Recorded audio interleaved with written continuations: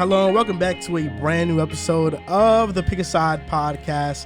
My name is Moran and I'm here with River Brown, Andrew Velez, and Joel Dehls. And this is now episode 199.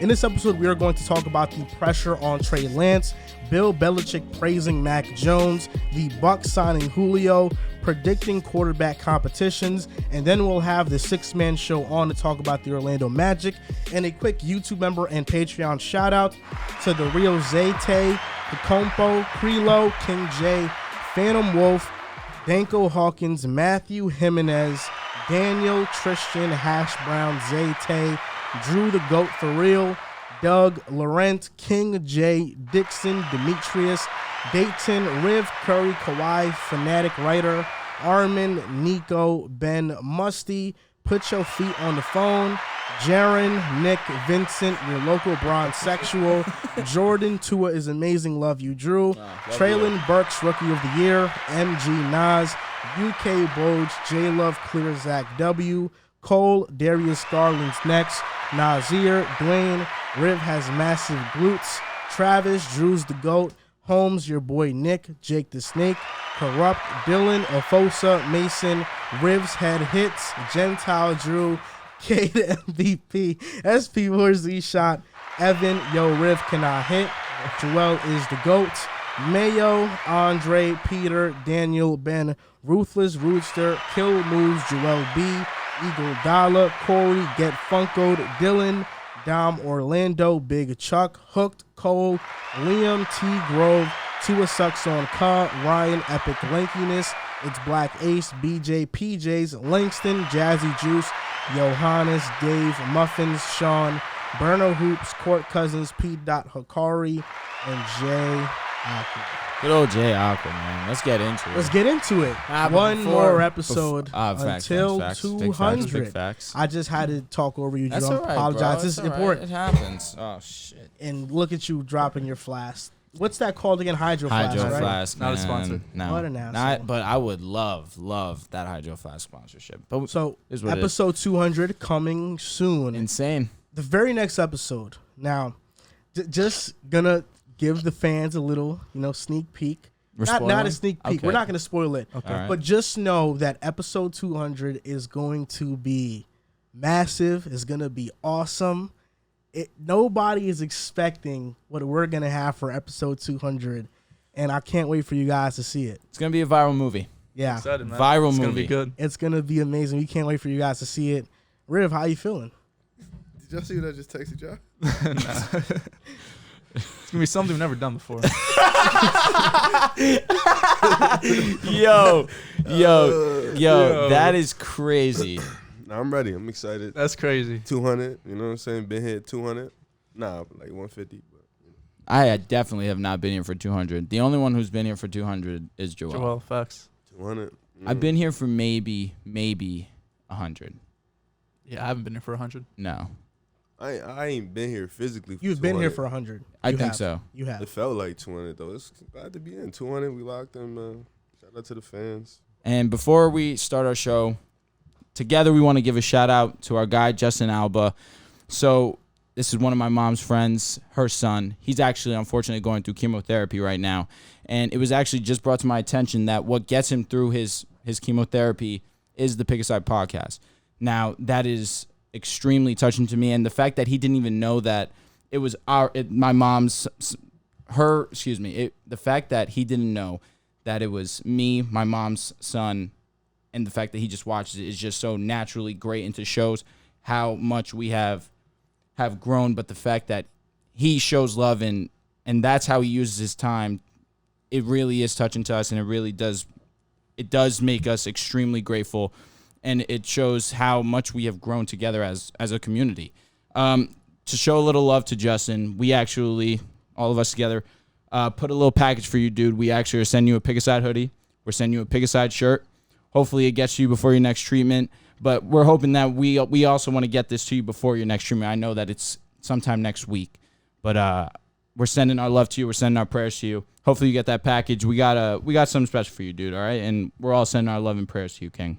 Yeah, thank you, Justin. That means a lot. And Drew, you couldn't have said it perfectly. I mean, we do this show every 2 weeks to just talk sports, and we don't recognize the impact it has on other people. Like, we know people listen to us, but we don't know the actual implications of how much us putting out content means to people. So the fact that you guys choose us to either be entertained, to laugh, to be informed, any emotion it evokes out of you, the fact that you're choosing us to get that emotion out of you truly means a lot to us, and we appreciate it, and that's why we do this grind. That's why we're at it. And I didn't want it to sound ignorant, like, oh man, I love how much we've grown in our followers. Not at all. In the sense of people genuinely take time out of their day to listen to us. That's how they want to spend their time. Someone was talking about that in the Discord the other day. I don't know if it was just to me, but it was in the general chat. They said, like, just want to let you guys know, like, every time, even something so small like driving to work, like, everyone just says how much it just has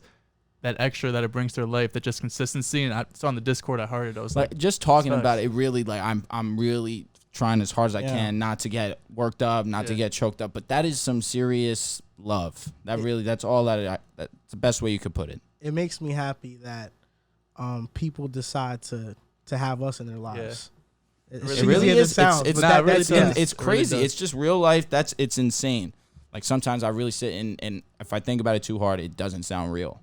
Yeah, that's why we do it, and that's why we want to make every show special, but particularly episode 200. For sure, which man. it is a milestone. 200. We're not going to reach another 100 until 100. You know, it's a long time away. So, you know, the fact that episode 200, we want to make it special, and we think we will. We think it's going to be what great. we have planned is it's going to be a move. Not only our community, I think, is going to be ecstatic about it, but I think it's going to break the internet. Yes, it's going to extend past our community. Sports community internet. Yes. And I can't wait. It's really cool. You guys are real emotional. Yeah, Riv. You know, you share a lot of emotion with us before the show. Like, I was just wondering if you wanted to transfer any of that on the show. Just Justin, keep fighting. That's facts, man. That's facts. That's facts. Keep fighting, Justin. To the fans, we appreciate y'all. That's it. That's all I got for you. That's all you're gonna get out of Riv. And listen, just know that right there, that comes from the heart, no doubt. Like, he's a man when it comes to expressing his emotion. Very few words, but that right there just expresses it all. Yeah, I like to put Riv in those positions. I know. Get him out of his comfort zone.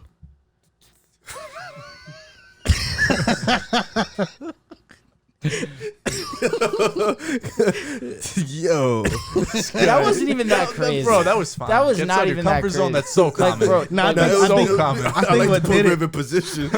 I like that was the part. No, I think because I was like, I like to put Riv in different positions. Get him out of his that was comfort kind of zone. Yeah, I was like, That was kind of crazy. You got it. All right. Like the That was kinda combinations crazy. be nuts. Lock in though. Right back to regular pick a side. Yeah. So, just to let you guys know, Chalkboard, join it. Group chat, Shout out join our Chalkboard. Run it Chalkboard. up. Look, Chalkboard, they've been amazing in helping us create a board on their application. Correct. We almost have 600 people in there. Doing a So, giveaway. yeah, 1,000. What we're going to We're do, doing a I giveaway. think 1,000, a giveaway. We should definitely do a giveaway. But I feel like we didn't really formally announce it. We haven't. Like, what should the giveaway be? Should the giveaway be a hoodie? Should it be a guest spot? I think having one of those people be a guest on the show. I think if you're the 1,000th, we can get you a hoodie, but we can also get you on the show.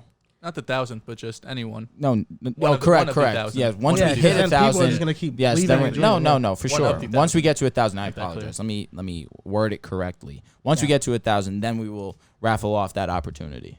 Okay. And is there a player that any of us like hate? Maybe we can do this. Maybe it can be something different. Like, I don't know. If we get to 1,000, I have to wear a Tua jersey and say like a bunch of good things about him. Honestly, if that even happened, I don't know if I could wear a Mahomes jersey, to be honest with you. I couldn't know if wear I a could Brady do that. jersey.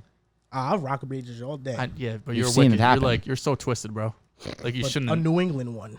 Regardless, New England or Tampa Bay. Nah, Tampa Bay is fine. Nah. You think Not so? if you're a Jets fan. You think so? Not if you're a Jets fan. I Not think Tom Tampa Brady. Bay is fine. I what- acknowledge what Tom should Brady's greatness, and like in Tampa, I don't hate him as much as I did in New England, but no way am I wearing his jersey. So what ever. should it be then? What should it be? Should it be one of us do something silly? Should it be the guest spot? Should it be the hoodie and the guest spot? Like, what should it be? Let's try to think of this now. I feel like the easiest one is we give whoever wins the prize, we give them the hoodie. We also give them a guest spot. I feel like that's firm. That's valid. Okay. Right, we're combining the two here. Now we're really spoiling you. Yeah. You're getting spoiled. So let's Get us formally to announce it 1,000. then. Okay. Let's formally announce it then. So we have a giveaway we want to do for you guys. If you guys get us to 1,000 members on Chalkboard, you will be able to have a guest spot on the Pick a Side podcast. We'll also send you a Pick a Side hoodie. So I know there's people out there that they either love our show, they hate our show, they want to debate us. Now's your chance to come on the show and talk your shit. Active. You know Get active. Talk what you got to talk People about. love to say that we're casuals, love to say that, man, we got to get this guy off the show. Well, let's see while you're on the show if you can actually hold it down. Yeah, I think they won't be able to. No, I know they won't be able to, but we'll see. So yesterday, I was actually, somebody came up to me, and it was one of Rib's friends. His name's Booker, right? Booker. So it's Booker, right? He comes up to me, and, you know, I've never met him in my life. So I'm just like, hey, what's up, man? I'm Joel. He shakes my hand, and he's like, yeah, I know who you are. He's like, yeah, I know you are. I'll be hearing your Eagles takes. and in my head, I'm like, I was genuinely confused because I praise the Eagles a lot. You know, I only don't praise Hurts, right? So and I'm like, okay, like I didn't know if this guy like hated me or liked me. Like I wasn't sure. And he was like, Jalen Hurts, man, why can't he be a franchise quarterback? Why? And I'm like, I'm not a believer in it. He's like, man. He's like, you believe in Zach Wilson? And I'm like, yeah. He's like, man. But yeah, it was funny as hell. So yeah, it was pretty cool that he said that. That's lit. Yeah, I feel like every once we always like find people that like now recognize us. Like the other day I was at the mall and I was at the food court eating and somebody in front of me like just turned back and was like, hey, yo, you're the guy who does the sports podcast, right? And I'm like, oh, yeah, bro. He's like, yeah, word, bro. I be fucking child TikTok, the Would You Rathers.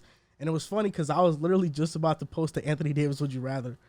Wow, that's pretty coincidental. So I was like, yo, that's funny because I'm actually about to post this Would You Rather right now. He's like, where? Who's it going to be? I was like, Anthony Davis. He's like, that's a good one. It was a good one. That's a good one. It was a good one. It was. So, yeah, it's lit. So I've gotten recognized.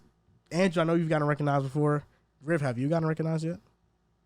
That one of a kind face hasn't gotten recognized, bro?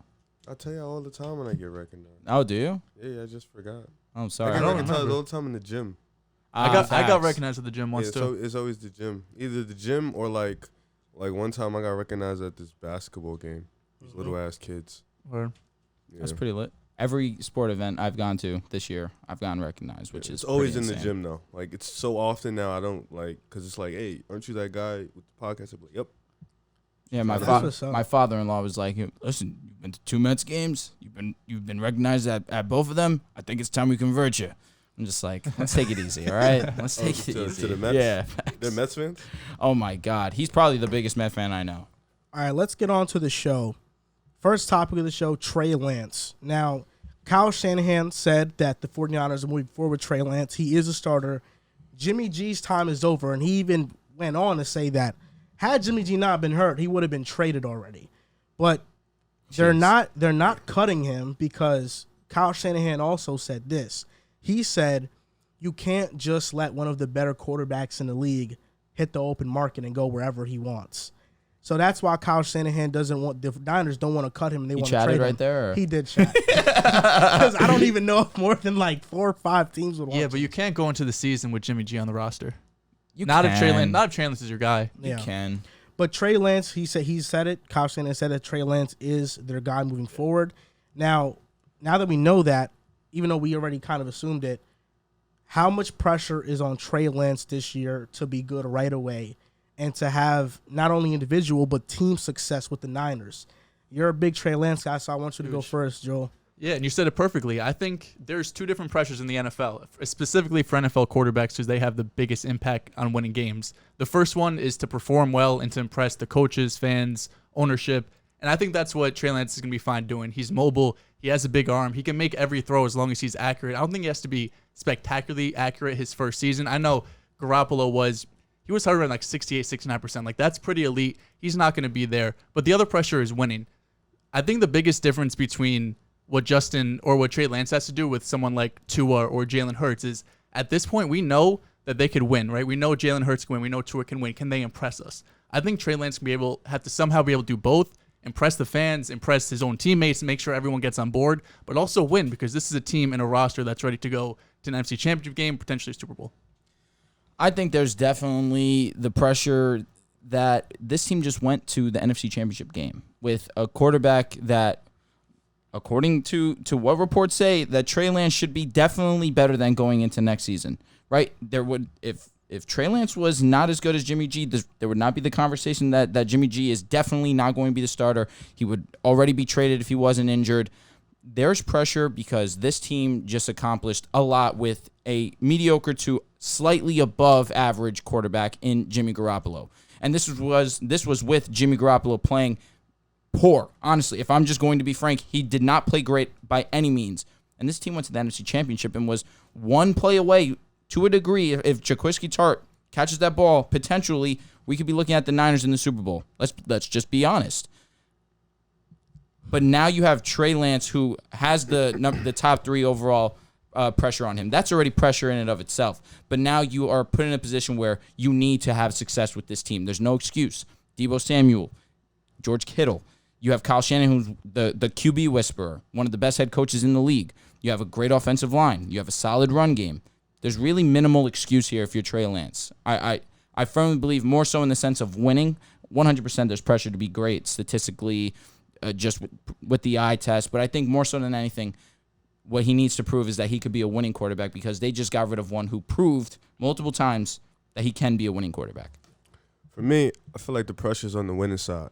Now, I think with Jimmy G, they've made it to the Super Bowl. They made it to the NFC Championship game. They've been in the playoffs. I think this team, when it's healthy, is one of the best teams in the league. It's shown that repeatedly. And with Trey Lance, like you said, individually he's going to have that pressure. He's a number 3 pick. But I think right now this is kind of like his rookie season because he didn't really play that much in his first year. So this is the season where it's like, yo, we got to see him, see what he's going to be. So I don't think that pressure individually. He's just going to be asked to make smart plays, be a bit of a game manager. He's not going to ask to do too much.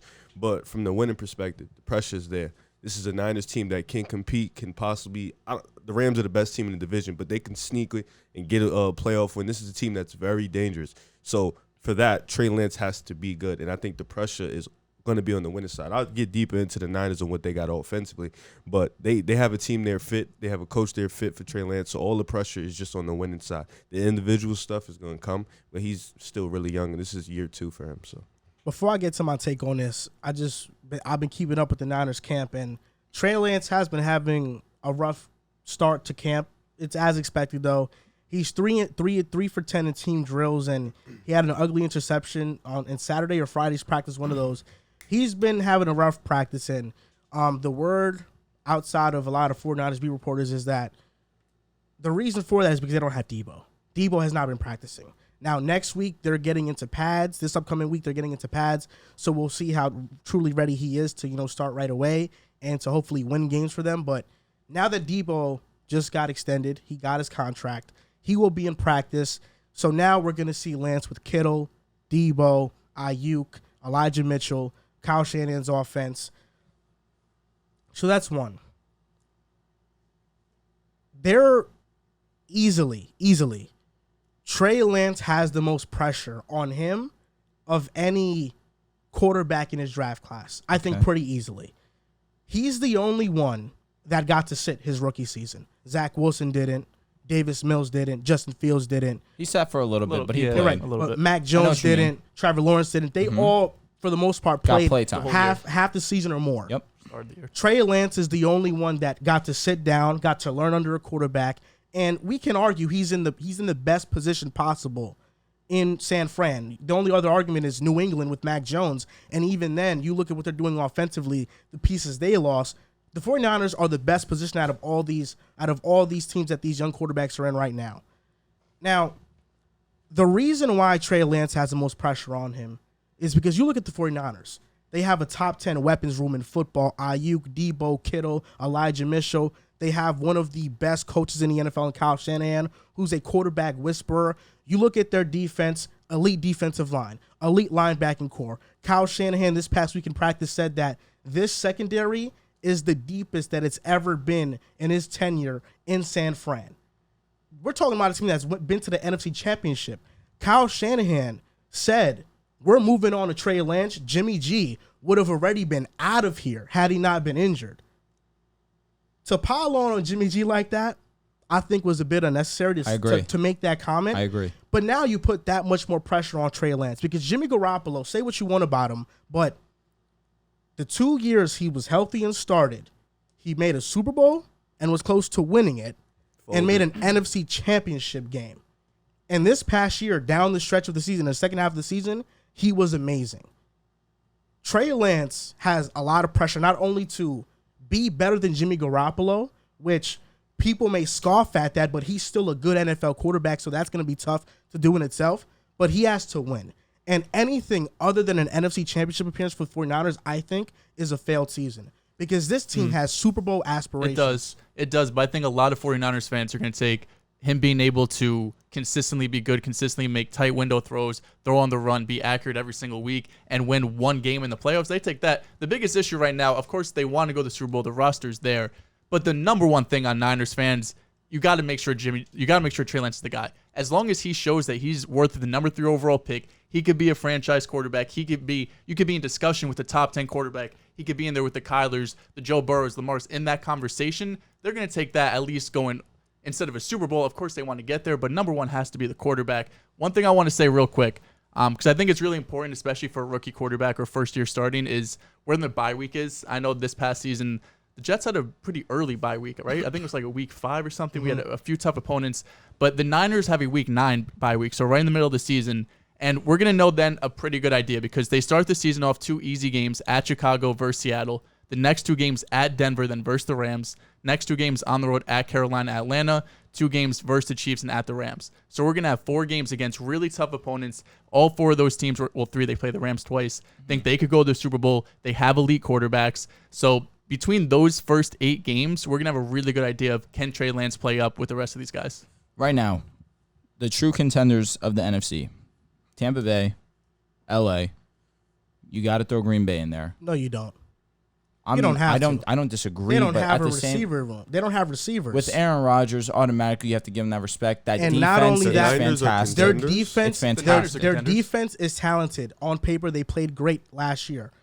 Their defense faced a lot of rookie quarterbacks last year and second-year quarterbacks. Their defense. No Jair. They had a lenient schedule. No Jair for a lot of the season. Zadarius Smith. And he's gone. He's gone, true. But at the same time, you're still getting a top 3, top 4 at the absolute worst. The reason I say this back. is that, for me personally, there's only 2 contenders in the NFC: Tampa Bay and the Rams. The Green Bay Packers San Fran, you have to throw in that conversation. The Green though. Bay Packers. You got to wait and see until he cut me Trey off Lance before I plays. could say that. This is what I'm saying, though. But with Jimmy G, they were a contender last season. You don't know if Trey Lance could be worse or better than Jimmy G. You don't, but at the same time, you understand that they have the roster in place to do so. But It's all on QB Lance. is important. Oh no, for sure, King. the most important. This is what I'm saying. The Rams and Tampa Bay, a lot of things can go wrong for them, and they can still make it to the Super Bowl. For Green Bay, everything has to go right. For San Fran, everything has to, for the most part, go right. And those other teams I have in there that they could compete, Minnesota. I don't agree with that point with San Fran, and I don't mean it like a strong disagreement. only one thing but I has say to that go right. because not everything went right for them last postseason run, and they went to the NFC Championship game. You know, so I feel like not everything definitely has to go right for them to be a contender. Just Trey Lance has to do a job. You're right, but the teams they faced in the playoffs were teams that Green Bay but Green Bay is one of those teams that everything had to go right for them to win. last year, you That think was so? just an outlier. Green Bay was just so bad that playoff game too. And the Cowboys weather, too? The weather, The Cowboys too is the, another we- one the that weather made it a weather- bad matchup too. But what- For, Yeah, the but that should Cowboys- have favored Green Bay. Like they're the one that plays in Lambeau. but Cowboys San were- Fran has that run game. Yeah, That's But why they like have AJ yeah. Dillon and Aaron Jones. The Cowboys as played well. great all season long. The Cowboys almost won that game also, but at the same time, San Fran went in there and played great That football. was a 50-50 matchup though. I thought, but like again, going into it, but that's- everybody knew San Fran was a bad matchup for them. But let's just continue on to the point. Not everything had to go right for them to win. You understand I what I'm think you're saying? overanalyzing what I'm saying. No, I'm just The Rams, utilizing the the facts. Rams and Tampa Bay have a lot of leeway in terms of things that can happen to them, and they can Easily. still make it far. As the San Fran. Not really, because San But Fran we just saw them go to the NFC Championship with that exact statement. and you're they making. they faced a team in the Rams that they had more wiggle room, and that's why they lost. I mean, they were pretty damn close to winning the game also. And they beat the best team in the NFC last season, excuse me. Did you Record-wise. Did you have Green Bay as the best team in the NFC? I had the Rams personally. Okay. But a lot of people had the Packers going to the Super Bowl. You had the Packers winning the Super Bowl. I think as of right now, Green Bay, we don't put them in that conversation anymore. This is super hindsight. It's not just super hindsight. It's the fact they lost Devontae Adams. Yeah, but last year they had Tay. Last year they had. I know they had Tay, but Green Bay has shown for if the you're talking about this year, I'm with you. Green Bay has shown for the last year three. You can't say that. Green Bay has shown for the last 3 seasons they don't show up in the playoffs. They don't show up, especially in against the Niners. moments. They lost twice against them. And in 2019 NFC Championship, what happens?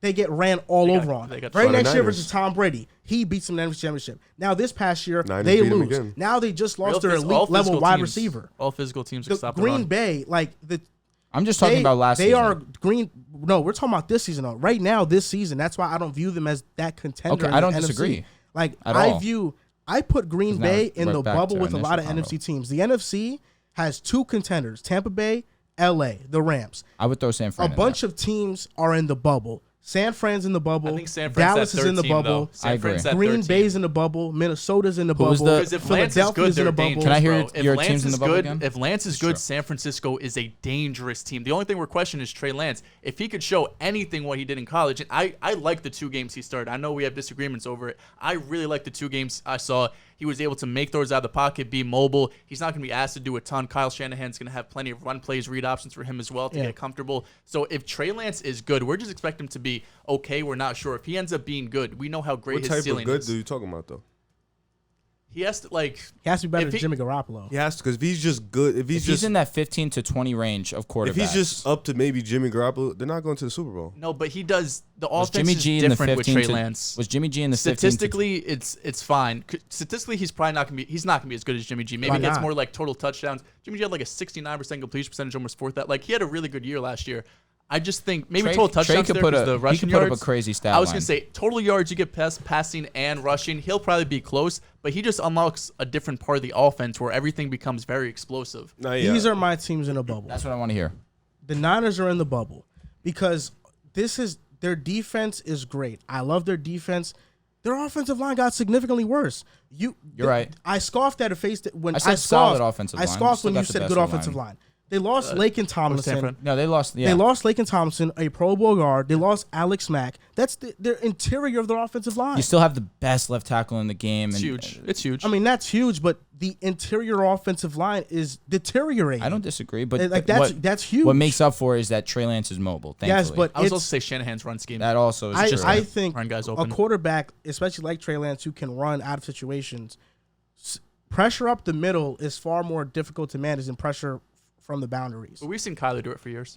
They have different type of speed, but I think they both have really good. And we've had a lot of conversation with mobile quarterbacks allowing for leeway when it comes to poor offensive line. You'd love it for sure. You'd love to have a great offensive line. As of right now, I'm not trying to project Trey Lance. Yeah. As of right now, we stand, it's tough. The Niners are not contenders. They are a question mark. They are a question mark because Trey Lance is a question mark. They are a question mark because the offensive line is going to be average. Who would be your third team, though? We got the Rams and the Bucs. Who's the third team? Like the third contender? Has to be Niners. It's Minnesota. You think it's Minnesota? It's Minnesota. There we go. Okay. Gotta see improvement on defense.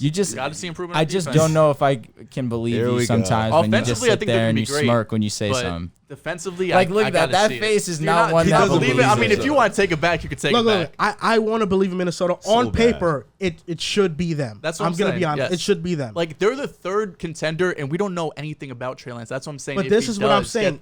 Teams in the bubble for me are Minnesota, are San Fran, Green Bay. You have to put in there. Philadelphia, their roster is Super Bowl ready. If Hurts is better than what I think he is, yeah, they can be contenders. Music to my ears. And then the other team is, I think you can't sleep on Dallas. I think Dallas is still in there. Dallas is still in there. Gotta respect them. You gotta respect them. So that's what I'm saying. There's two teams. He did. I did. Okay. So that's what I'm saying. There's 2 teams at the top that I'm like, yeah, there's a gap between them and everybody else. I feel you. And then there's these teams in the bubble like Minnesota, if they hit their peak, they can be better than San Fran. What's their peak defensively? Offensively, they just got Darius Smith. They still have Daniil Hunter. They still have Dalvin Tomlinson. They have Eric Kendricks at linebacker. Are they a top 15 defense at the peak? I think they are. Yeah, I think they are. If their defensive line stays healthy, they are. Wait, so when you say in the bubble teams, what do you mean? if a couple things go right, they are contenders. Like, based on the season, like, in the middle of the year. we putting Dallas in that conversation? Yeah, I have to put Dallas in. I feel like we know what they are at this point. I don't see Dallas like that. But I see Dallas like that because I think the defense is going to be improved, and I think Micah Parsons is going to take another step forward. And he's a guy who's he wrecks a game. He's a game wrecker. He is not. Listen, Micah Trayvon Parsons Diggs is the same way. Yes, they're both fantastic, but I mean, I feel like losing to Amari Cooper is going to be huge. We've seen Dak with and without Amari. We got to see what's up with this Minnesota defense, man. Look at their roster. I know, that's what I'm looking at right now. Like, draft scene, that's cool. Cameron Dantzler is solid. Patrick Peterson, I don't love. But look at this. I just look. Jordan Hicks Smith is They cool. signed Harrison Phillips, who was a top 5 run defender in football this past season, and that's where they struggled last year. Dalvin Tomlinson, Danielle Hunter, Zadarius Smith, Eric Hendricks, Jordan Hicks, Patrick Peterson, Cameron Dantzler, Harrison Smith, Andrew Booth from the draft. Potential. It has potential. Andrew Booth, facts. Everything goes. Louis C. I didn't mention. Yep. Yeah. Everything the rookies goes could right. play a big part in the secondary. Everything goes right. This team is scary, and we know what their offense is. Like, Kirk Cousins is going to give you 100 passer rating. Jefferson, if we think he's going to be the best receiver in football this year, I'm not worried about the offense. I know it's gonna be top 10. The offense is going to be really good. I think the offense will be top 10. I think the defense. I think Mike Zimmer lost control of that team late. He lost control of that team already last season, and it was already happening. I think this year with the new coach, it brings some new life into Minnesota. They're one of those teams that I see making a big time jump, and we've seen from these coaches from the Sean McVay coaching tree, they come into teams and they change the culture immediately. So I'm looking at Minnesota, a ready to win roster. You don't have to rebuild much. You just have to add some sprinkles. That's why I think they can compete for sure. Do you remember who they hired as DC? They hired the guy that was with the Rams. I'm blanking on his name right now. Ed Donatel. Yeah, Ed Donatel. He was with. He was part of the coaching staff for the Rams. All right. Go. But yeah, that's where But Trey Lance does have the most pressure, I believe, in my opinion. I do think from this draft class for sure. The draft I do class. think it's unfair pressure though, because he's not going to be able to make mistakes as a rookie. Well, as a second-year player, because this team is trying to make the playoffs. Like, they want to win right now. So. And no one else is in Super Bowl contention. And they'll probably Jimmy G will probably be gone, so their backup's probably going to be shitty. Yeah. Damn. Good luck, Trey Lance. So another second-year quarterback in Mac Jones got praised by Bill Belichick. And Bill Belichick said that Mac Jones has made tremendous strides. He raved about his work ethic. And I think just recognizing some of Bill Belichick's patterns, he doesn't really give praise like this, to just everybody. Mac Jones, I think, has definitely deserved it. And with that being said, Mac Jones had a tremendous rookie season, led the Patriots to 10-7. He is a guy that a lot of people label as a limited ceiling dude. But is there a chance that he exceeds our expectations and the Patriots are better than we think this year because Mac Jones is the one leading the charge at quarterback? You want to start with me? I guess so. Okay. Go fuck myself. I know. I was joking. assuming you were gonna go first, but there was a little dead. Unbelievable. I just saw you. Unbelievable. Whatever. Gotta be honest. I think Mac Jones is going to be solid, but that's not going to deter me from the fact that I just think that this Patriots roster as a whole is not as good as last season's. Mid. Their improvements on offense this year was Devontae Parker, and that's the end of the statement. Who's having a great camp apparently. I'm very happy for him. If he's worked on his separation, if he's got a little the looseness highlights to him, are all like him mossing people. yeah, jump balls, which is do so what he he's do. Devontae Parker. He's somebody who puts the ball in the perfect place, not like Devontae's former quarterback. Listen, If there's real anything quick he before does we do. go, the way you talk of Jimmy G, you say Tua can be Jimmy G. You know what I'm saying? Like, you were talking to Jimmy G very nicely before, and that's how you talk about In the Tua. first segment, what are you talking about? You were talking about Jimmy G very nice. Jimmy G's a good quarterback. You're talking Tua, very yeah, nice. Tua's I just realized that one to think it out. And with some Tua losses, being Jimmy G's a tall task. Well, now task? that's okay. That's different. But I feel like your comp so far has been he's going to be Jimmy G. Yeah, which is- like a bridge. That's a compliment. A bridge. Jimmy G's a compliment. and with some losses on the offensive line, we look at the defense. The defense is just not good. The front seven is not good by any means. I don't love the secondary. It seems to be aging a little bit. I just think that Mac Jones has to play out of his mind for the Patriots to be a wild card team this season. The AFC is stacked, You look at the Dolphins, they got significantly better from last year. The Bills are definitely the favorites to win that division, so they have a tough time with their division already. Now, let's go look at the AFC West, where all 4 teams potentially could make the playoffs. You have the Bengals, the Ravens, that are definitely better than them. The Browns, impending Deshaun Watson's suspension decision, they could be one of those teams that you have to look out for. I just have a tough time sitting with the fact that, yes, he could improve. Yes, he could play well, but that's not going to impact their playoff standing, in my opinion. I just look at this defense. I think that it's not nearly as good as where it needs to be. The one thing that they'll get respect from me is that Bill Belichick is their head coach, and when it comes to defense, there's no one better. He will find a way to make it work, but just as it stands right now on paper, yes, you don't want to be that guy that doubts New England and doubts Bill Belichick, but right now, as it currently stands, this offense outside of Ramondre Stevenson, Damian Harris, and I guess I'll throw the tight end room as well into the mix. Yes, there's not much that really gets me going. This wide receiving core is arguably the worst in the National Football League. Mac Jones has to do a lot on this offense for me to be impressed with their offense. Because as it stands right now, the guy that I'm most hyped for going into the season is Ramondre Stevenson. He's lost weight. It's seeming as if he's going to get some more work in the pass game. Last season, he had the second most broken tackles at the running back position. I'm sorry, he had the second most yards per carry after contact behind Javonte Williams. Ramondre Stevenson is a future superstar back. I do believe that. He's the one that I'm looking forward to the most going into this season. Outside of that, I don't love this offense. I love Mac Jones. Before college, I loved Mac Jones. Unfortunate he went to New England because I can't love him as much as I would have loved him if he went to a different situation. Doesn't stop it from Brady. It really does. Yeah, wait, what? You can love him, bro. You love Brady. Love Brady. I love Brady because he went to Tampa. Stop No, it. you loved Brady in New England. No, I did not. I loved Brady on his way out. When everybody was saying he was washed, I was like, he's not washed. Trust me. He's still great. He's still elite. And that's why I was defending him. And it maybe came across as love. But talking about Mac Jones, I think he's going to improve this year. I think he's going to make big-time improvements. But I look at their problems last year. They had 2 main ones that stuck out to me.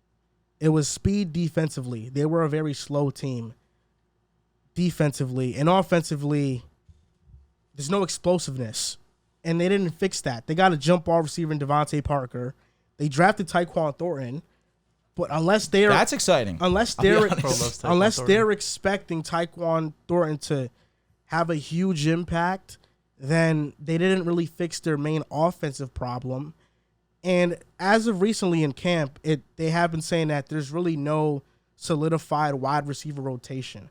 Everybody's getting kind of equal share, whether it's Parker, Tyquan Thornton, Kendrick Bourne, Aguilar. They're all getting their fair share of targets. So that's a good sign. I don't have any problems with Mac Jones, but I kind of am in the camp that he is who he is, and I don't see so much more from him. Like, I think he's going to be better at reading defense. He's going to become a better leader. There's no doubt. But do I expect Mac Jones to now extend plays and make off-platform throws? I just don't think that's who he is as a quarterback. And they still haven't named an offensive coordinator. Like, Belichick has been calling plays. And we know he's a great defensive mind. But, like, how good is he going to be as an offensive coach?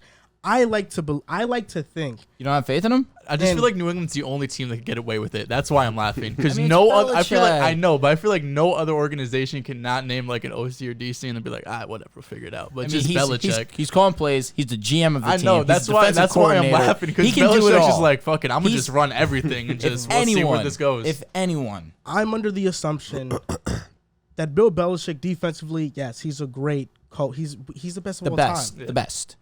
But offensively, I do like to think his philosophy is outdated. He is a run-first coach, and that's what this offense would be run, though. Yeah, but we've seen that a lot of teams that choose that approach of running on early downs, that's an outdated way to play football, and that's not an efficient way to play football anymore. I think there's a difference, though. I think you could be a run-first team and not run all the time on first down. Like, I think the Niners are a run-first team. But Bill Belichick actually has a history of, like, the percentage of times he runs on first down is pretty high. I know. I'm just saying, I think there's a difference between running the ball a lot on first down versus being a run-first It's also team. tough when their most talent is at the running back position. I don't think Belichick is going to come up with something new offensively. I think he's going to it's going to be methodical. It's going to be, like, it's not going to be anything new. And that's why I feel like I don't trust him much as an offensive play caller, which is probably what he's going to be. Matt Patricia probably calls the defense, I'm assuming. It's either Joe Judge is there too. It's either Belichick calling plays or it's Patricia or Joe Judge. It's one of those three calling plays. If he called Patricia, I'd call it Joe Judge. I guess. That's it's fair. one of those three calling plays. Patricia, Joe Judge, or Bill Belichick. It's one of those three. It's crazy because I agree with what you're saying, but just the way that you're going at it is I find myself disagreeing, which is what's so great about us. The fact that Belichick is starting to be your concern on the offensive side of the ball, like if there's anyone you can trust, it's not him on offense. But it's Bill Belichick. Like, I don't care if Tom I sound Brady ran that super offense. casual when I say that. It's just ultimately there's no coach that you can trust more when it comes to just needing to get something done than Bill. Oh, really? Well, in the playoffs, they dropped 40 on him. For sure. I mean, they scored and every it- possession. and They then never- over- they never Bill punted. Did not Belichick punt. is a defensive mastermind. But- His specialty, I couldn't trust him in the playoffs. They dropped couldn't get 40 any on pressure. him. They couldn't They get dropped any pressure. 40. They and that- scored every possession. And that's They- still a they problem. Never punted. That's and that's insane. still a problem oh, for for the sure. The Patriots. front seven's not good. And the defense got worse without J.C. Jackson. Yeah. Like we're talking like And the offensive line got lost. But they lost overachieved. Karras and Shaq Mason. Did they not overachieve last season? I had them in playoffs. Did you? Yes, I did. I don't think I don't did, remember but like, you having them in the playoffs. But like, Oh did. my He gosh. did. I did. He did. they overachieved a bit.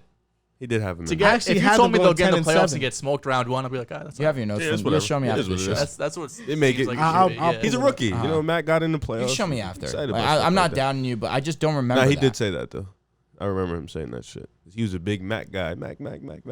No, he was definitely a big Mac supporter. It's also I knew that people were sleeping on the Patriots. Like I didn't think they were as bad as everybody was trying to make it sound like. So that's why I had them with that record. But Bill Belichick, I mean, you say like you have to trust him, but like realistically, Do you remember what your No. record was for them when we did the AFC East? I had them going 6-11. this year. I think This is the downfall year. I think I have 6-7 wins. I think this is the downfall year for the Patriots. I have them going 7-10. Okay, So I don't have them being horrible. but I have that's them not still even being like okay. a. Yeah, not You're not even in That's the a contention. drop-off. You're Their not even division in the got hunt. better too. Yeah, It- the it whole just- AFC got better. The thing about the Patriots is this what sucks the most is that they have a quarterback on a rookie deal, but they have no cap space. Yeah. Because when they drafted Mac, they splurged in the Oh my offseason god, they spent so On- much money. on Nelson Aguilar, Hunter Henry, on mid players. John- Hunter Henry's he's good. I know, but when you have nothing, Agreed. you know, No They doubt. overpaid significantly, and now you have Mac Jones, rookie quarterback, on a rookie deal, and you really can't surround him with any talent because you have no money to do so. it was impressive. Yeah, that's why I think they're Impressive to kind of do that. stuck. Not gonna lie, you spend all that money and you don't get like even a superstar. They made the playoffs. What's They it? did. Matt They Judon got was the in. most Matt impactful player. Judon was firm. Just offensively, all the Then guys. you They let signed J.C. Jackson Jonnu go. 4 years, $50 million, and didn't use him. They said we're just gonna spend 50 million, he's gonna get 200 yards this season. He was a really good blocker. That was about it. He would have been their most explosive player last year. He runs in the 4.4s. More than Damian? Say word. Jonnu, yeah, Really 4-4? I feel like he ran like a 4.49. Let's see. You could fact check me. I low key feel Maybe like I with made the- that up, but I think it's true. The way he looks like it on TV, right? I feel like he I runs feel the like he ran the 4-4. 4.4s. That's with the pads on too. 4.62. Oh, not even close. All right. So before we go on to the next segment, a quick word from BetStamp. Now, BetStamp is an application that they allow you to compare odds from different sports book all on one app. So you can make more money using that app because you can see this one sports book. The odds are a bit different. It's a bit more hard to get, so I can maximize my money on here. So BetStamp is really about maximizing your money on your bets. It's extremely easy to use. And Drew, I know that you're a guy who likes to bet a lot. So what's really the benefits to this thing? The big benefit is that you can see 5 to 6 different sports books, and they provide you with which app has the best odds. You could be in DraftKings, and you could see, let's talk about the Yankees that unfortunately blew it. You could have them as minus 300 favorites to win today's game. And then you have a sports book like Tipico, or you have a sports book like PointsBet, that their odds might be minus 275 or a minus 250. You're going to go and you're going to put your money on the minus 250 because it's maximizing your bets. That's the benefit of doing it. You see a laundry list of different sports books, and it provides you with the one that has the most bang for your buck. That's why BetStamp's as great as it is. Yeah, shout out to BetStamp. If you guys want to maximize your money on your bets, definitely go check them out, BetStamp. The link is going to be in the description down below. Now, Drew, I actually pulled up my tweets. Okay. So, But I want to know your notes because the only thing that matters to me is what you said on the show. That's why I said we could talk about it after. no. I have tweets. I literally have tweets. What date? From January 10th to 2021, like from earlier. Okay. All right. Okay, but look at this. 2021, that was during the season last year, not this past season, 2 seasons ago. No, last year, 2021, last season. That's the playoffs this year was okay. All right. So look, we're in 2022. I understand, but that we're not talking like if he said June. So look, it's 2021. Joe. I'm going to show you. We're talking about the Bucs Super Bowl. This is a video. I'm Joe, confused. this is a video I'm not going to play, but it says the New England Patriots are officially back. New additions on offense: Kendrick Bourne, Nelson Aguilar, Hunter Henry, and Jonnu Smith. Wow. I thought Jonnu and Hunter Henry were going to be a much more formidable duo. I thought they were going to be like, not Gronk, Aaron Hernandez level, but like 2 steps below that and be one of the better tight ends. You said January or June? January. No, this was in March. This video I posted in March. The first thing you said was January. Oh, March. Yeah. Oh, I definitely believe you. So look, this is what I had. That's before the draft. Playoff picture in 2021. Division winners: Kansas City, Buffalo, Cleveland, Indianapolis. Wildcard teams: Baltimore, New England, the Chargers. Respect. Respect. That's what I had. Because you said January, I was like, what? That Yeah. doesn't make sense. But no, March makes a lot of sense. Yeah, that's so. Yeah, I had Nice. and then I said, Mac Jones gives them a better chance to win than Cam Newton, For sure. and that was a quarterback competition. So yeah, I mean, I was on the Patriots. And look, I was like this. My prediction for the Patriots before the season, I wouldn't be surprised if they win the AFC East. You were very high in New England. Yeah, I was. I was very high. on Too New high. England. Good opinion. That's extremely high. No. They ain't win that They shit. was No, close. people picked them as the playoffs. I said, nah, New England is like that. Yeah, but then we saw. I mean, in the middle of the year, they were dark horses. They were. Well, they won in a stretch where 5 games they didn't allow more than 13 points, 14 points. One of those games was against the Bills. Yeah, they were. But that was also in the winter tundra. Game, yeah. Facts. The Buccaneers signed Julio Jones, and this receiver is now added to a Bucs weapons room that is pretty elite already. Chris Godwin, they said that he's going to be back by the start of the season. Is that confirmed? I read it somewhere. Before week 1, you're saying? No, week 1 he'll be ready. Whoa. That's what they said. That's He huge. didn't. Yeah, he's not on the pup or anything, so he's practicing. He's at training camp, but I don't know. At least there's hope. There's hope for it. Yeah. Mike Evans, Chris Godwin, Julio Jones, Russell Gage, and now they have Kyle Rudolph at tight end. Right? Ryan Jensen did get hurt in practice. He got carded, right? And he might be out significant time, which is good for him. huge. But Julio Jones, the Buccaneers are getting an all-time great receiver, fastest receiver ever to 10,000 yards receiving. Now, what do you think about Julio to the Buccaneers? Does it make them the best weapons room in football? I know later on in this segment, we're going to rank our top 5 weapon rooms in football. So, Riv, what are your thoughts on Julio to the Bucs? First of all, goddamn, they was cheating. I really wanted him to come to Philly. I really legit was like, yo, I hope he come to Philly. You know what I'm saying? We need just add a little bit more to the team. Devonta Smith, truthers, did not need that. He could have been the third guy. He He would ain't have better easily than been the Devonta. third Yeah, guy. he ain't the better Who, than Devonta, Julio? right? Oh, Yeah. okay. I But, thought you were saying Devonta. I was For the like, Bucs, I think this is good because Godwin, he just tore his ACL. Well, last season he did, so you don't know how he's going to look when he comes back. And then Gage is also another good pickup that they have. So I think this is good for the Bucs, just bringing another legend to Tom Brady, you know what I'm saying? Oh, you seen what I said? I was waiting for you to see. I said that a minute ago. But yeah, I think this God. Did you see it? I did see it. Yeah, I saw it. But I think this is just a good move for them. We're gonna get into the top 5 room later. I think that's gonna be a great conversation. But just to talk about this move real quick, Julio's a great move. It's gonna help his career out playing with Tom Brady also, and the type of separation he's gonna be able to see, the type of defenders he's gonna see because Evans is out there, Godwin, even Gage. I was looking him up. He's nice. Yeah, he got a little, you know Very what I'm saying? cute. Very little, nice, cute little wide receiving core they got. So I like the move for Julio just to build his career back up because players and teammates was kind of like thinking he lost it, but I think he still got it. He was just hurt a lot. Tom Brady has just gotten such a plethora of weapons since joining the I Buccaneers. used to say plethora. That's okay. You said Tanier. But He's getting to play with everyone he didn't get to play with in San Bro, Jose. Someone tweeted that. that's Joel, actually. Was it you? Yeah, it was Joel. That's It was Joel. Top 5 tweet. That's a Dude, great you tweet. have Mike Evans, Chris Godwin, You thought I was about to steal that Antonio. round real quick. That's why I knew it was him. Why you smack him? He did grasp my Word, biceps. I was like this. I was like, why you do that? He wanted to feel his muscle. That was pretty clear and obvious. Guy. So, just to name them, come on, Mike Evans, Chris Godwin. Rob Gronkowski said, you know what? Tom Brady's my guy. I'm coming over to play with him again in Tampa Bay. You add Julio Jones, Antonio Brown.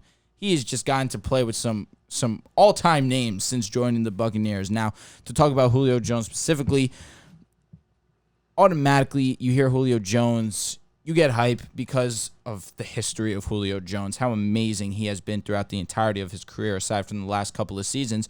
But that's really been unfortunate, more so due to a hamstring injury that lingered over into this past season. And even last season, where we saw him in flashes, even when he would get a little bit into his stride, that hamstring would just act up on him. Really couldn't finish games last year. You saw that he was definitely impacted by that injury. And it was really disappointing to see because we all had high expectations for Julio with the Titans. But now it seems like Julio in training camp, with the few videos, the few reports that we've gotten back, it seems like Julio and Brady are trying to get a connection going. Of course, it's Julio Jones. Like, that name alone generates some excitement. But I'm hesitant to be in on it just for the fact that I was really excited for that Tennessee offense last season with Julio, AJ, Derrick Henry, and it underwhelmed me where both Julio and AJ missed some So why time. you not excited now? I'm not excited Julio because goes from 2 to 4. Exactly. Like, it makes them dangerous. Like, I'm excited for the team, the Buccaneers, for What sure. do you mean but 2 to 4? Number two option. Number two option to number in 4. Tennessee, he's gonna be like the number 4, maybe 3. I'll say this. I think Fournette's gonna get a lot of looks too. I'll say I think that Why Gage you gets question me? no. Because I get don't it. think Gage is over Julio. Oh, okay, so 3rd. I think Gage probably be over Julio. He can be. They just gave him $30 million. If Julio's healthy. we don't know that. Yeah, You know? I mean, Sorry, if bro. Julio's healthy, but how many games is he gonna play? Play 9 games. Joel, last year. let me just say this. I get where you're coming from. Bro, if Julio's healthy, it's not a Yeah, question about yeah. him and Why Gage. his voice break Respectfully. like No. It's not. No. He's right. He's right. Julio Jones, Listen, if I don't- he's healthy, is way better than Russell Gage. No, Yeah, but I'm with you on that. I don't think like it wouldn't surprise me if Gage puts up better numbers than him. Oh, I didn't say that. It wouldn't, No, but that's Gage Like I don't think Julio. Julio. I don't think Julio's washed. But the last 2 years, he's played 9 and 10 games. If he puts up better numbers in him, it's because his hamstring acted up again. That's what I'm saying. But But I'm yeah, saying that's based hurt. off health, Yeah. you don't think But Gage if will we're, see more snaps? we're talking about if both of them are healthy, Oh. you think it's crazy. It is crazy to say Russell Gage puts no. up If better both numbers. King, if both of them Julio are healthy, healthy, it is crazy. Julio healthy, he the best receiver on the team. No, No. easy, No, he's not. easy. He's not. Christ alive. He's not better than Godwin. He's or not better than Evans. Evans. They're in their primes. Nah. All right, fair. Maybe I don't think tweaked. Julio's. Maybe I don't tweaked. think Julio's Maybe I washed. tweaked. But He I better than also. Godwin, though. Then why didn't they just sign Julio in free Chatty. agency day one? They gave Russell Gage a $33 million contract and signed Julio a week ago. If Julio would have been their number 3, why didn't they sign him when he was released like 2 months ago? Well, Julio was weighing playing out the his market, options. and he was playing the market. Yeah, I If he think could- he was playing out his When you're a options. vet, you could weigh out the options. I know, but I don't know. You give one guy $33 million, you sign one guy a week before training camp opens. Well, The Russell benefit- Gage was also like, well, it's also insurance for until Chris Godwin gets back. A benefit also is that, well, benefit and a negative if you're a Bucs fan. Gronkowski's gone, which means that there's more opportunity for Kyle Rudolph for doesn't move. more. Come on. I man. mean, Rudolph went to the Giants in hopes to not be a blocking tight end. Ironically, they needed him desperately to be a blocking tight end. I think that now he goes to the Buccaneers. He'll get some more looks for sure, but no, it's Rob Gronkowski, like, obviously. That being You said, didn't even have to explain yourself. of to be course. honest. But I'm that glad being you did. said, Tom Brady understands that Julio Jones is still a beast. Like, I think that Did we not see healthy, the playoff game? he was really good. In the playoffs, he was really good. Julio said? Yeah, Julio was really good. I just think that he One needs game? to be healthy, Yes, which is healthy. When healthy. Which is why Yeah, I'm I know. my Him being my healthy whole for just statement one is is based hilarious. off hesitance due to his health of these last 2 seasons. If he was great in the playoffs, they played one game. Like, I mean, he was still great. Think about football, it's just like one game. I Like, know, it's just funny. that's why I say he a Nah, dog. man. I'm tweaking. Nah, Julio's Sleeping not on washed, Julio, man. man. You Julio's sleep on not all-time washed. greats. He's definitely not washed. You sleeping on all-time 2020, greats. he was still fantastic. He was just hurt. Last year, I guess his injuries just lingered more because even when he was on the field last year, he wasn't great. He averaged like And he 40 wasn't yards with a Matt game. Ryan, so it definitely that hurts. What? And he was wasn't with with Matt Ryan. he was with it hurts. Tannehill. It hurts. And he was the 1 year was at Tannehill. Was Tannehill's worst year in Tennessee. And that offensive line was ass. Now he's going to Brady. Let's get to this list, man. Geeked about my shit. I mean, are you guys going to talk about Julio or We did talk about Julio. Oh, okay. I thought we just All did. right. I mean, I think this is a great addition. Yeah. I'm real confident Mike Evans about my called list. him an unbelievable player still, and he still has a lot of juice left. So you better get to sipping on nice. your Capri Sun, boy. I'm saying stop sleeping on my guy Julio. Everyone has juice in July and August. Gabe Davis has juice. Nah, they were a little He does worried. have juice, They though. had- But McDermott was hesitant to say That's that he facts. was. I was like, he had juice in like March. He did. The Gabe Davis hype was. You know I'm who's had a so lot of excited juice for right Gabe. now? Paris Campbell. Paris Campbell. I knew Oh that was my coming. God, Paris Campbell's so Campbell. crazy. Man, just know who put y'all on to that man first. Whoa! I was on the You show put me like on to Paris Paris Campbell Campbell. stop on. sleeping. You want to flex that you put me on a Paris Campbell, bro? Like, that's- you come want, on, like is that you want to what live it with is? that? Insane You want to flex. live with that? Yeah, Okay. because after the season, you're gonna be like, Alright. yo, that was really your Debo this Alright. year, man. It's like putting me on a little Dicky, bro. Now it's like putting him onto Auden Tate. I'm saying Lil Dicky. Man, you're so disrespectful. That was crazy. Yeah, that was that was rude. I'm nuts. sorry, bro. I'll apologize for that. Auden Tate had a great play in camp too. I did. Yeah, you're right. You saw that? He did. You saw that? I did. He's gonna He finally can have make. He can make some really nice he's gonna- catches. he's Yo, gonna did finally someone have opportunity. did someone at you and say, "Yo, look at this, Joel. Your boy might actually turn up this year"? I feel like I did see that. Yeah, somebody that was had funny. him in it. And I liked it. Auden Tate, stop sleeping on that man. Stop sleeping on that So man. just want to follow, keep everything count. Auden Tate, Paris Campbell, Gabe Davis, Jalen Rieger. What? Jalen, what are you talking about? You're crazy. You're crazy. Wow. I remember that take. He's chatting. Oh, It's crazy that you're sleeping on I didn't all even. those I didn't know you guys. had a Jalen Rieger take. I was just. I thought throwing you were joking receiver. too, but then I did remember that he was high on him. That man You're a Jalen convinced Rieger guy? me.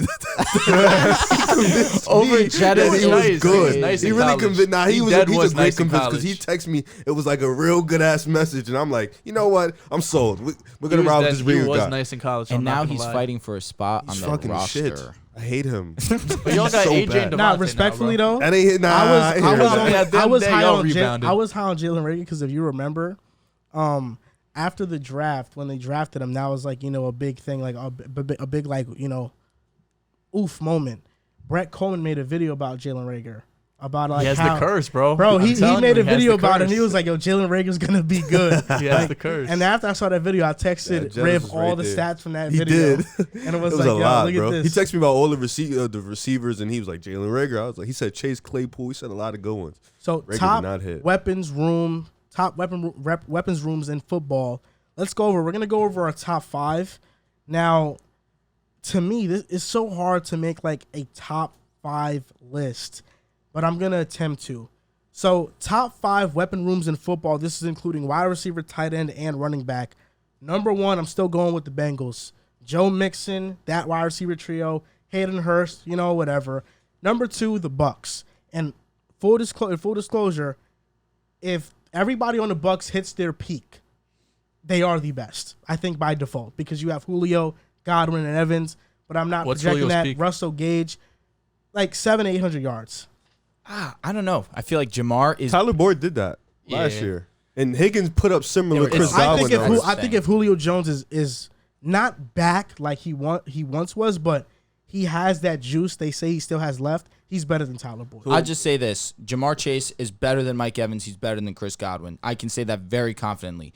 T. Higgins is probably the worst of the 4, but even He's still, close. T. He Higgins puts up is his going to be statistical great. numbers is going to be right next It's to gonna be great. Evans or Godwin. Pause. You're right in the That was nuts. Tyler Boyd is an amazing was right third on your option. lip, bro. Tyler Boyd and Julio going, come on. And then Joe Mixon's just better than Leonard Fournette. And Leonard Fournette's really good, but Joe Mixon's Stop just... sleeping on the bed. So me, Bengals, Yep. Bucks, number 3, the Raiders. Josh Jacobs, Devontae, Hunter Renfrow, Waller. That is just awesome. Minnesota's number 4, Okay, this list sucks. and the Rams Oh. are number 5. The list sucks. What's wrong with it? No Dolphins. This list sucks. I have the Dolphins high. I have the Dolphins high also. Word. Hey, what's up, buddy? How are the Dolphins over any of these teams? They have the Tyreek 2 Hill, most Jalen Waddle, explosive 2 receivers There in it the league. is. Okay, but like, how are they over these teams I have though? I have them. So number 1, damn, they almost did the same shit to me. Number 1, I have the Bengals. Number 2, I have the Bucks. I have the Dolphins 3, Vikings 4, Raiders 5. I think the Dolphins having those 2 versatile wide receivers does it more than Dalvin Cook, Adam Thielen, and Jefferson to me.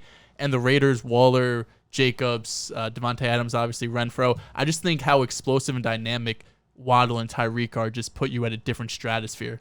For sure. 100%. And we didn't even mention Mike Gesicki. You have Cedric Wilson, who the as running a back number 3 room. option. I am high. I can't say shitty. I'm higher on compared it. to I'm the only fine with it compared to the because of teams we're McDaniel. comparing them No with, doubt. I think they that have the worst of running all back the room. teams we're comparing, I'm only yes. fine because of McDaniel. If he Correct. That's the only reason. But And their Raheem O-line got Mostert- better. But we you can't. know, Armstead, The O-line definitely He has did. to be Connor healthy. Williams. But we cannot forget that when Mostert's on the field, he's exciting. It's been a It's couple a years. matter of health. We just correct. played all shitted last year. on Julio. We got to shit No, on and Mostert. I'm very consistent. I'm very consistent Julio with that. gets more benefit of the doubt than Raheem Oh, Mostert. absolutely. But they both be But that's injured. that emphasizes your point. Yeah, if we're like, shitting on Julio, who's had a Mostert, history of being amazing, but we're worried about a lingering injury, then I have to hold that same energy from Mostert. Because But I Mostert will just say, towards ACL, right? It wasn't like a yeah. But I will say I am high on the Chase Edmonds addition because of the ability to be that pass catching back out of the backfield. That was one Tua. of their first signings too. Like day one of free agency, Chase Edmonds one of their first pickups. You're gonna say, listen, You can go ahead, King. Okay, so I had to switch my number 5 because when we talked for obvious reasons. I got the Bengals at 1. I got the Bucs at 2. I have the Dolphins at 3. Like it. I have the Raiders at 4, and I have the Vikings at 5. I didn't have the Vikings before, but that's because I didn't know we were putting running backs in it.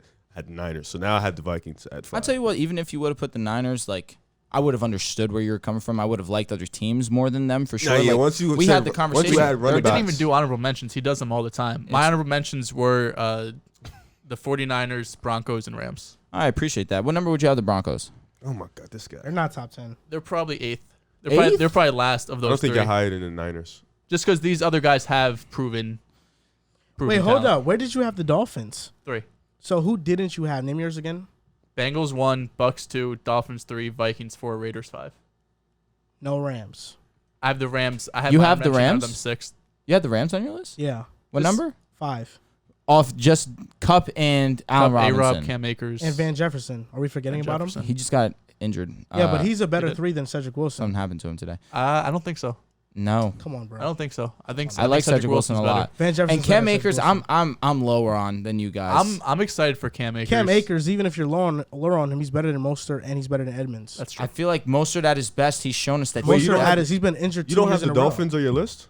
Not top 5, no. Really? You don't Not top 5. Yeah, that's crazy. No, they're not top 5. But I feel like Hill, Cup, okay, you got Cup, but then you Waddle over Robinson, Gesicki over whoever the tight end is Big. in the Rams. It really don't matter. So it's like, and then, like we said, Cedric and Van, you might say Van by a little bit, but you can go either way. I It's like the same. So Cedric. how would you not put the Dolphins? Because I just don't have them in. It's yeah. There's a reason. There's a reason. It's not that It's it's agenda a based. reason. It's agenda I just think based. Cup in that offense, the production is going to be more than Tyreek Hill. That's my assumption. Allen Robinson, now paired with Stafford, can have a better year than Jalen He's Waddle. been killing in training camp. Van Jefferson Jalen is Waddle better is than so Cedric Jalen Wilson. Waddle's a dog. And Oh, I man. like Tyler Higbee as an all-around tight end better than Mike Gesicki. Can I ask you, are you taking into account the fact that Mike McDaniel is the head coach and both Tyreek and Waddle can be used in a similar role as Debo? Okay, so am I also taking into account that the Rams I'm- have Sean McVay? For sure, but at the same time, Okay. McDaniel So if we're knows take- how to if utilize we're- a if wide we're taking receiver in that coaches manner. into account- And you give him 2 of the most. If we're taking coaches Take into coaches account, into account, it's not even yeah. close. Yeah, no, it's McVay. definitely. But You when, didn't is make that a your case Any weapon? better. What do you Made it mean? worse. I mean, yeah, we're talking, but you just mentioned Please the coach just, point. just Because of Tyreek Hill and Jalen Waddle, who are both the fastest wide receivers. So he's going to be able to utilize Tyreek Hill the way Cup utilized Cup and had. Huh? The way McVay McDaniel's McDaniel's utilized going to Cup. be able to utilize Tyreek Hill the way McVay utilized Cup and had that historic wide receiver season. Listen, yes, that was really great, but it also has to do with the fact that Matthew Stafford is amazing. Is Tyreek Hill okay? And 2 is not. I know. You set yourself He will up for be. that one. All right, so Tyreek Hill, what is he going to have? 1,600 yards. Tyreek Hill could be unbelievable this season. Nah, Coop 1,600 probably is gonna though? break. Total he's gonna beat him yards, because statistically. I say that because of total yards. Who has a better statistical season? Next season, Cup. Tyreek or Cup? I'm gonna say Cup. We just had this discussion Yeah. right It's before. gonna be Cup, but I think Waddle's gonna have a better statistical season than Robinson. I think agree with that that's too. really that's up for gonna. That's debate, the one though. that separates It's the for me. total yards that It's close. is what I wanted you to take into account. Robinson could put up 1,200. It wouldn't shock me. I can see Waddle putting up like 13. Not with Tyreek there too, bro. You have 2 guys go 1,300 plus. He could do it. with Tua at quarterback. Chase now. and T. Don't chat. Nah, I Don't think they chat can and be do it. wrong, man. Two They guys have a going lot of big 1,300 plays. plus. Because you said that he doesn't have an arm. You say he doesn't have an arm. He doesn't have the deep ball abilities. If Tua on, can hit bro, them on the it's deep one ball, they're gonna have a lot of big plays I don't think- every game. Tua was accurate down the field last year. No, he just doesn't have a powerful arm, right? No, but I think there's a difference between Casuals. being able to throw it deep Disgusting. and like, you're going to be throwing on the run and off platform more than So, you're throwing deep. None of you That's guys. where I think he struggles. None of you guys had the Saints in your top 5. No. So I like them, Kamara, MT, Kamara's Landry, suspended. Olave. You could put him. Does it in there. move you? It's Kamara and MT healthy definitely get me going. Kamara Olave, also might I'm get s- suspended before the yes, season it's starts. true. Olave, I'm definitely high on. I think he's going to Shout be out to him, really, too. really And you had damn good. you had the Niners. No, I took Honorable him out. mention. Honorable Took him mention. Honorable mention. They're also an honorable mention. It's They tough. are. It's tough. Debo, Ayuk. Yeah, It's that's really tough. It's really wide receiver 3. Really. Where's the Broncos? To be They top honest, 10. I only went to like 5, so I don't know. Okay. They top 10. Yeah, Top definitely. Well, in All terms right. of receivers, they're not. We're Top. talking weapons, correct? But Yeah, well, yeah, because because no, Javonte. because we had this But I conversation know earlier. my the top Broncos can't be in the receivers- top 5. They don't got an established In my guy. top receiver room, They're they not weren't top top 10. Weapons? They're not in the top Yeah, 5. they don't have an Really? established guy. You don't. No, you don't. Not of these like the So dudes we Sutton named. having 1,106 touchdowns. 1100 is nothing when you have I'm talking Jamar about Chase. with Drew Lock. When you have Bro, I'm Jamar talking about- Chase, we're no talking one's- about all right, Jamar I'm talking Chase, about like a Mike superstar. I'm talking about like a Evans. Yeah, superstar. bro. Like, Like, you don't so have we're an talking. established All right, superstar so player. you Or- said they're not top 5, but you named me the number 1 and the number 2 weapons in the NFL. No one here is sitting here saying that the Broncos are better or has more weapons than the Bengals, because obviously they don't. They don't have better weapons than the Dolphins. Buccaneers. Dolphins They either. don't have better weapons than the Raiders Dolphins. either. They don't have better weapons than the Raiders. Vikings. They're number 5. Wait, That's Saints- the one that wait, I have hold on, my, hold on. my, They have my Justin struggle I got a with. Jefferson, question. Dalvin I got a Alone. question. No, for sure, but you have Javonte Williams, Melvin Gordon. Together, I love that running back duo. You have They were- Jettas, though, bro, that just clears so Oh, much. my I don't, God. I I'm don't flabbergasted. disagree. No, I because have a question. Cortland. But Still we're having a flabbergasted. conversation. Why are you interrupting? No, because what you're saying is crazy. Look, let's talk about the Saints right now. The Saints Bro, or just the cut Broncos who Yeah, have killed everything. the Saints or the Broncos who has a better weapons room? It's the Saints. Saints. MT, They Landry, got two Olave, stars, bro. Kamara. They got 2 big time stars. Camaro will listen. Who's the differentiator close. in that? It's close. Albert O. It's close. Come Javante on, with bro. Are the we serious? Javante with the whole Javonte the splitting whole carries with workload. Gordon. And Melvin Gordon, who was great last Now, No, season. yeah, they're Javante's great. going to be the one. He's going to get more than 50%. But they're gonna split. He's going to get work, but every running there's But like even if 4 that's the workhorses case, in then NFL, you have bro. both those so two you together. take those two They're- over Kamara. Yes. The both Yes. of them together. Yes. Kamara gonna put up. We had one of the best rush offenses in the league last season. Kamara. Saints and Broncos is it's closer than you're making it seem. It's close. I think it's a clearance. Kamara tough. Nah. boy. I do think Ridiculous. it's MT, bro. Yeah, I think see Olaf he's play that. back. Yeah, but he's him. if he's back, then yes, for sure. If He's back. If He's gonna be back. Yes. Comeback player of the year, bucket. Book it. If he's Book back, it. yes. He's comeback player of the year. I'm not pushing back a lot because I love MT. Nah, yeah, I if he's love back, his game. if he's back, it's a clearing. But so Jarvis, you're taking easily over Cortland Sutton, Jerry Judy. No. I'm taking him over I'm- Tim Patrick easily. Jarvis and I would take Tim is close. Patrick at this point. I wouldn't. I'm not opposed. I don't know. Tim Patrick's really good. I think you guys have more depth, but they're top heavy. But that's why it's weapons. Yeah, but sometimes top heavy beats depth. That's not necessarily true. But the So top sometimes- heavy is top just heavy, MT. fair. Yeah, Top, so- top All heavy right, is you're just making MT a for strong them. point, but that's it. And that's it. It's MT, one of the best AK2. receivers. You gotta statistically. respect Kamara just because of what he can do in the passing That's game facts. too. He's also going to be suspended. So that is fair. Maybe. Yeah. and I think Javonte Williams And what? has a top 5 ceiling. He does. That's how Oh. great Javonte Yeah, the Williams can ceiling be. is he got to Now get with there. Melvin Gordon there. I think that even still, Javonte Williams can be a top 10 back with Melvin Gordon. That's how great can Javonte be. Williams is. He could be top 10, but Kamara's probably like top 5 right now. So you would put y'all over the Niners too? Yeah. Damn, there's a lot of good weapons. Debo Kittle alone, like that's. I understand. I understand. I understand. Cortland the Sutton, assignment. Jerry Judy, Tim Patrick. Ayuk is better than everybody outside of Sutton. You can debate, and you can debate. Judy? He's better You than can- Judy. Ayuk is better than Judy. Yes, he is. I can't God. Like, why are you? How can you I project like Ayuk Harris a lot. Campbell I like and Ayuk a project lot. Jerry Judy? Bro, Brandon Ayuk is better than that. Cortland Sutton, Tim Patrick, and Jerry Judy. No, That's he's a fact. not. Wait, he's better than all 3 of them? I don't Yes, know. he Oh, is. he's I like not. Tim Patrick. I mean, I like Brandon Ayuk. Tim Patrick. I like Brandon Ayuk. I don't know if he's. It's not ridiculous to say. And George but I Kittle think clears. I think Sutton and Judy are better than Ayuk, but it's not ridiculous to say. Ayuk's really good. Our running back room clears theirs. Yeah, I don't care if it clears this. If Kyle Yeah. Shanahan's the coach, whoever's running back's gonna do what he does. Nathaniel Hackett, Coach of the Year. Sign it. All right, whatever. Javonte does clear. On with us now is Luke Sylvia and Jonathan Osbourne from the Give him a 6-Man round of Show. applause. Thank you guys for being on. There's a Hey. lot of excitement in Orlando right now. We wanted to have you guys on to talk about it. Finally, some excitement in Orlando. Finally, no, we're super pumped about the state of the team, but just excited to be back with you guys. I mean, we did this, I think, around this time last year, and your Yeah, it guys' was like 11 platform months is ago. grown crazy. Ours has grown a little bit, but it's just good to see you guys still doing your thing. Now we're back with the whole crew. We appreciate you guys always showing love and everything, and we try to do the same from our end. Yeah. So it's just good to be back with you guys. He tried to be modest. He's like, we grew a little bit. Meanwhile, he's here having Nah, they're nah, over nah. here having interviews with Jalen Suggs, Suggs like- in Amway. Like, no. come Oh my on, God, you guys are doing a lot Amway better. was crazy. You guys are doing a Amway little bit was better crazy. than Yeah, a it was- little All success. right, it was lit. It was Yeah, lit. that's what I'm talking about. No, dude. it's so amazing because you guys are now like doing events that are hosted by the Orlando Magic, and they're having you do the events. Yeah. That's insane. Yeah. It's crazy. Yeah. And shout out to the Magic for sure. They've done so much for us the last couple months, man, and just partnering with us on those events. We did the lottery party. That was insane, man. That's Some cool, of the footage dude. and clips from Good that. times. Getting Yeah. the number one pick, and then partnering with us at draft week. We did like a draft tour, and we had, RJ Hampton came through to one of the events, and we got to talk with him real quickly. So it's crazy, man. It was to partner with the Magic, and then it was essentially presented by, essentially Michelob Ultra as well. So like that. You guys are it's getting just been- sloshed. You guys are getting It's been, trashed. we were recording live on site like lottery night, so we couldn't do any of that for sure. Now, but there's a picture of you guys when you guys get the number 1 overall draft pick. You guys are losing your minds. Now, let me ask you, in that picture, were you guys getting excited for Paolo, or are you getting excited for Chet? That's what I'm curious about.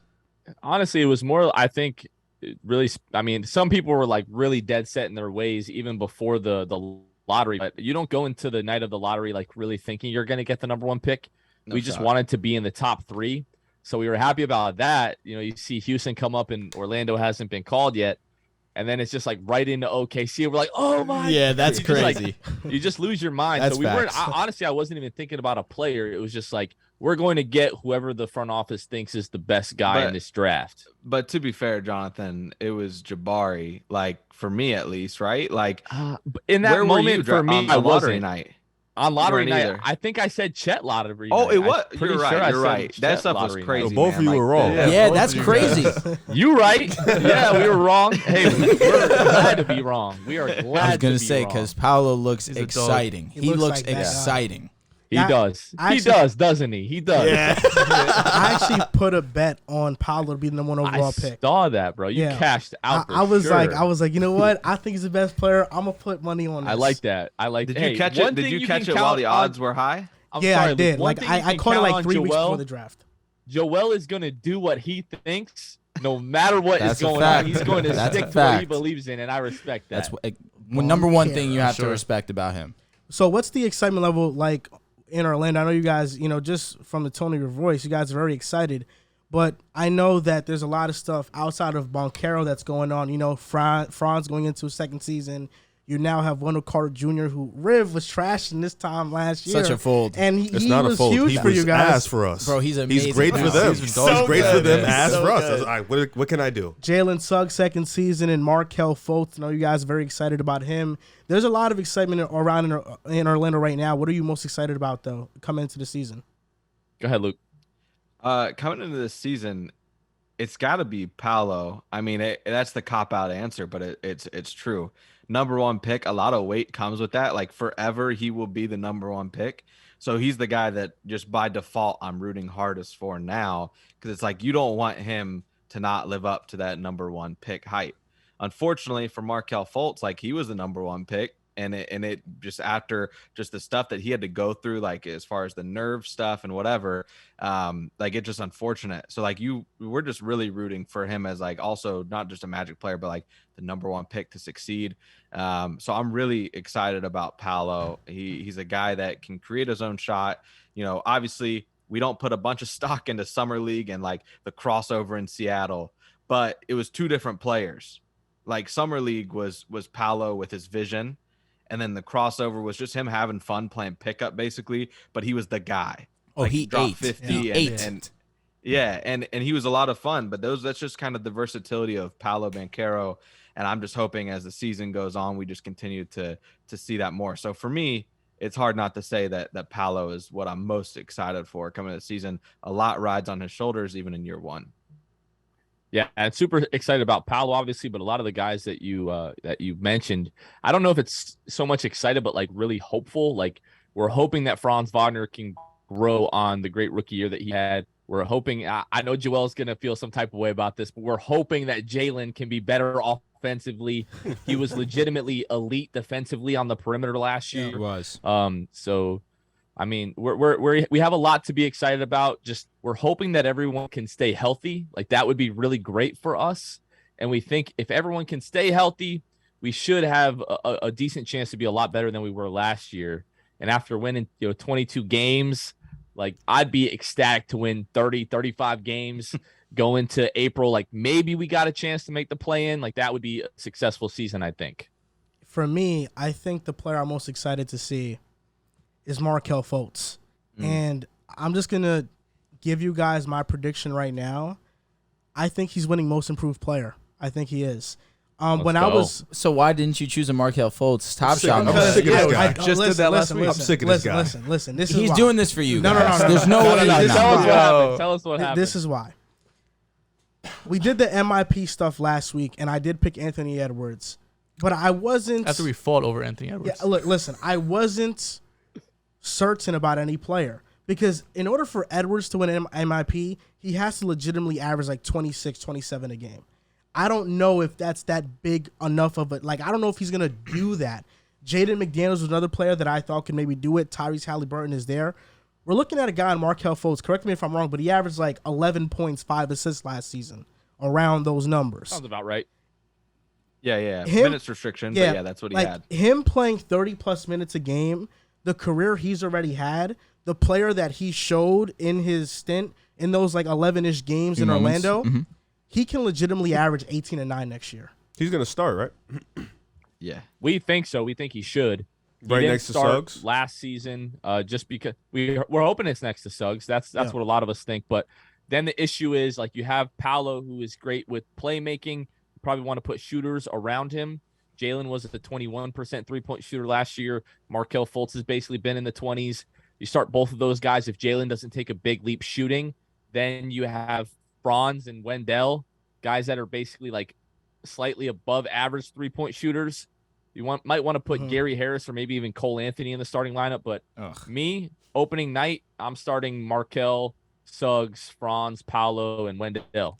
But that's why I think Markelle takes that lead because I don't disagree. He's the player that I see of most players in the NBA outside of like maybe Obi Toppin if he goes to Utah or like a Cam Reddish if he goes to Utah that can take a big enough statistical jump to where they're going to be in that conversation. I think Markelle Fultz, if healthy, starting, he's going to average close to like 20 and 10. Like per 36, that's where he was at pretty much. So I have a potential starting lineup for you guys. I want to get you guys' opinion because I personally feel that Cole Anthony would be best suited for you guys as your sixth man. And that's also given the fact that we don't know about Jonathan Isaac, but that's another question that I have for you. But let's stick to this That was one. my question. All right, you know what? Then I'll leave that to you, Riv. That's fine. Appreciate So right now I have Markelle Fultz starting at the 1, Suggs at the 2, Franz at the 3, Paolo Banchero at the 4, and then Wendell Carter at the 5. Do you have any issues with that starting lineup? Nope. So now that.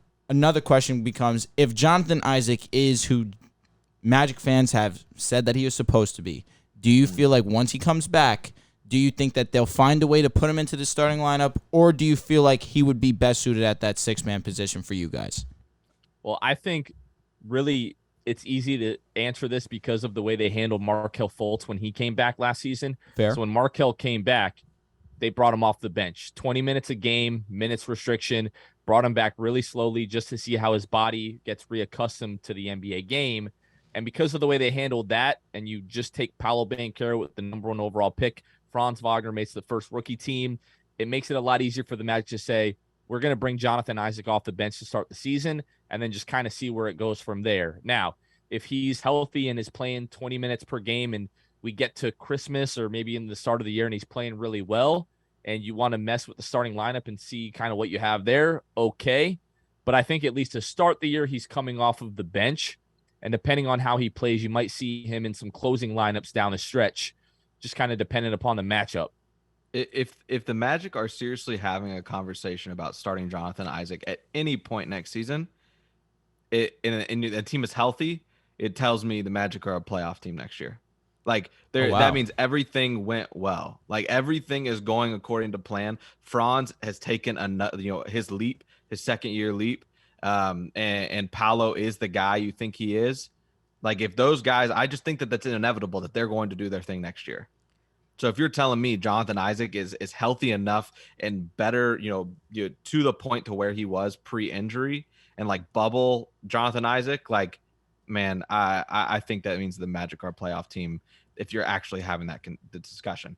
All that to say, I still don't know if he actually creeps his way into the lineup. Yeah. If he does, I don't think it's because he's the best, but maybe he is just a better fit that they deem. But like, man, I would be ecstatic if Jonathan Isaac is seriously in that discussion. What do you guys think about Markelle Fultz winning MIP? Do you think that's a crazy take? No, not at all. Like You're talking to the Magic guy. You're talking to the Magic guy. Better question. If you're asking for bias, I mean, yes, we will give that to you. But we had his name is Stephen Kagan on Twitter. He goes by NBA_university. So shout out our guy Stephen Kagan. He is a big analytics guy, and we wanted to bring him on. I just followed them today, actually. It's the there you go. Swear to It's the eye test versus do the numbers match what my eyes are telling me. Yeah. And Markelle Fultz per 36 minutes, because again he was held to the 20-minute restriction basically until the last week of the season. Per 36, he was second in the NBA in high quality assist percentage. So that's layups, open threes, plays that end up in free throws. Markelle Fultz was second in the league. Hey, Jonathan. Here we go. What's up, Rev? Did you just steal a tweet that I commented on and you commented under me on? No, he was on our show. Okay. That pulls rank. Because I remember you doing that one time. I commented and I was like, "Oh, Markelle Fultz is up here. That's dope." And you was just one of you did it. One of you commented under and was like, "Yeah, he's a dog." And I thought you stole that same tweet and just said it, but you did it. No. Hey, let's not get into arguments about people stealing content. Y'all have been through that. I don't want to get into that again. John, it's always pick a side over here. Don't But Jonathan, I got a question, and you can answer this too, Luke. Between Markelle Fultz and Wendell Carter Jr., who would you think would win MIP? Like, who's more likely to win it? Hey, Wendell is Luke's guy. I'll let Luke take it. Listen, affectionately known as Win Daddy, and he's nasty, man. Like he is someone that definitely became like one of my favorite players to watch for the Magic last year. So I personally, I would love for either of them to be in the conversation, but just from a minute standpoint, Markelle being on a minute restriction at 20 minutes a game, he's going to take the biggest leap. And the guys that are voting for MIP and all of that in the media, whatever it is, they won't even know he was on a minute restriction and that he only played 18 games last year. Yeah. They're just going to look across the board and be like, I don't know, man. Like he was averaging 11 and 5.5. And he just took a huge leap this year. And they're just going to cast their vote for Fultz as MIP if that's what they do. But I do think that plays into the fact that Markelle seems more realistic because the jump is going to be far more drastic. I think Wendell is going to benefit from Markelle Fultz this year. Don't get me wrong. But Markelle is just going to have a high impact on everybody. And I think that he's probably the more realistic of the two. And I say that because as I gave that Markelle Fultz take, which it was just a thought that came into my head earlier this week, I go on FanDuel. I'm on FanDuel right now. I'm looking at the odds. Markelle Fultz is plus 11,000. So you bet $10, you get 1,100. You bet 100, you get 11,000. Players that are over him right now in terms of the odds: Max Strus, Dorian Finney-Smith, Jamal Murray, Emmanuel Quickley, Tyler Hero, Gary Payne II, Deshaun Highland. 50 points in the playoffs a couple years Wait, ago. who was the first name? Did you say? John Moran Max did just Strus. win most Max improved. Strus? So Yes. He's 30. I feel like Is Jamal going to make that kind of nah, leap? I don't think so. There are about 30 names over Max Markelle. Strus. And to me, I'm struggling. I'm really Max struggling. I'm really struggling to that's fair. grasp how there's 30 names over Markel, especially like Max Strus. Yeah. How does he have the same? He's going odds to as be the Markel? same guy in the same role for 82 more games. That's exactly what's in I'm the actually thinking about dropping 100 on this bet. 100? Hey, mean, I might drop 100. Win me, what can- was it, 11,000? yeah, $11,000. Hey, Jonathan and Luke, Yes, sir. you guys ever see that meme when they got the mask over and it behind the mask it's like somebody They're like crying? Yeah. Yes. That's you that's me every time you talk about Wendell Carter Jr. But yeah, that's literally me every time. But my Because y'all need not y'all yeah, need Vooch sucks. Thank you for that. He's horrible. You guys fooled the shit out of me with that one. But my question for you guys. He's not in the same role that he was in Orlando. I get it. I feel you. Yeah, Yo, all that I'm good stuff. Yo, what is it about big men not being able to play in a big? He free forgot how to situation? shoot. Yeah. He forgot how to make turnaround jump shots. All that. He just forgot things. I don't know. For me, my question for you guys is, you guys said talked about. I feel like I asked this question on Twitter like every 3 weeks. Like, when is Jonathan Isaac coming back? When is he gonna play? And you guys now have basically walking into this year with pretty much the full roster. Give me just 3 guys on the roster that you think is going to make the most improve, not statistically, but just in the eye test, based off what you've seen last year, what you've seen this year. Who are the 3 guys that are going to improve the most in their game? To me, it's Jalen, it's Markel, it's Franz Wagner. It's pretty simple. I know we just talked about who might be more improved, Markel or Wendell. And just looking at Wendell post All-Star last season, it was only 11 games, but 19 points, 11 rebounds. I mean, I love Wendell. I felt like most of the season last year he had another level to get to, and he got to that after the All-Star break. Facts. But you add Paolo to that mix, it's going to be another guy that needs to eat. I don't really see Wendell taking another massive leap like that. So Markel, is probably my bet on the match to be most improved. And then Jalen Suggs, legitimately like top 15 defensively in terms of perimeter defenders last season. If the offense can turn around even a little bit, and he shoots better than 21% from the three-point line, I think he's going to be a guy that can make a big leap. And then Franz Wagner, obviously coming off of the great rookie year that he had. He's getting ready to play for Germany in Eurobasket 2020 in about a month here. Cool. They're going to be playing against Luka Doncic, Goran Dragic, a few other NBA guys in their group stage. So it's going to be good to see how they stack up just kind of internationally. Both Wagner brothers will be playing for Germany.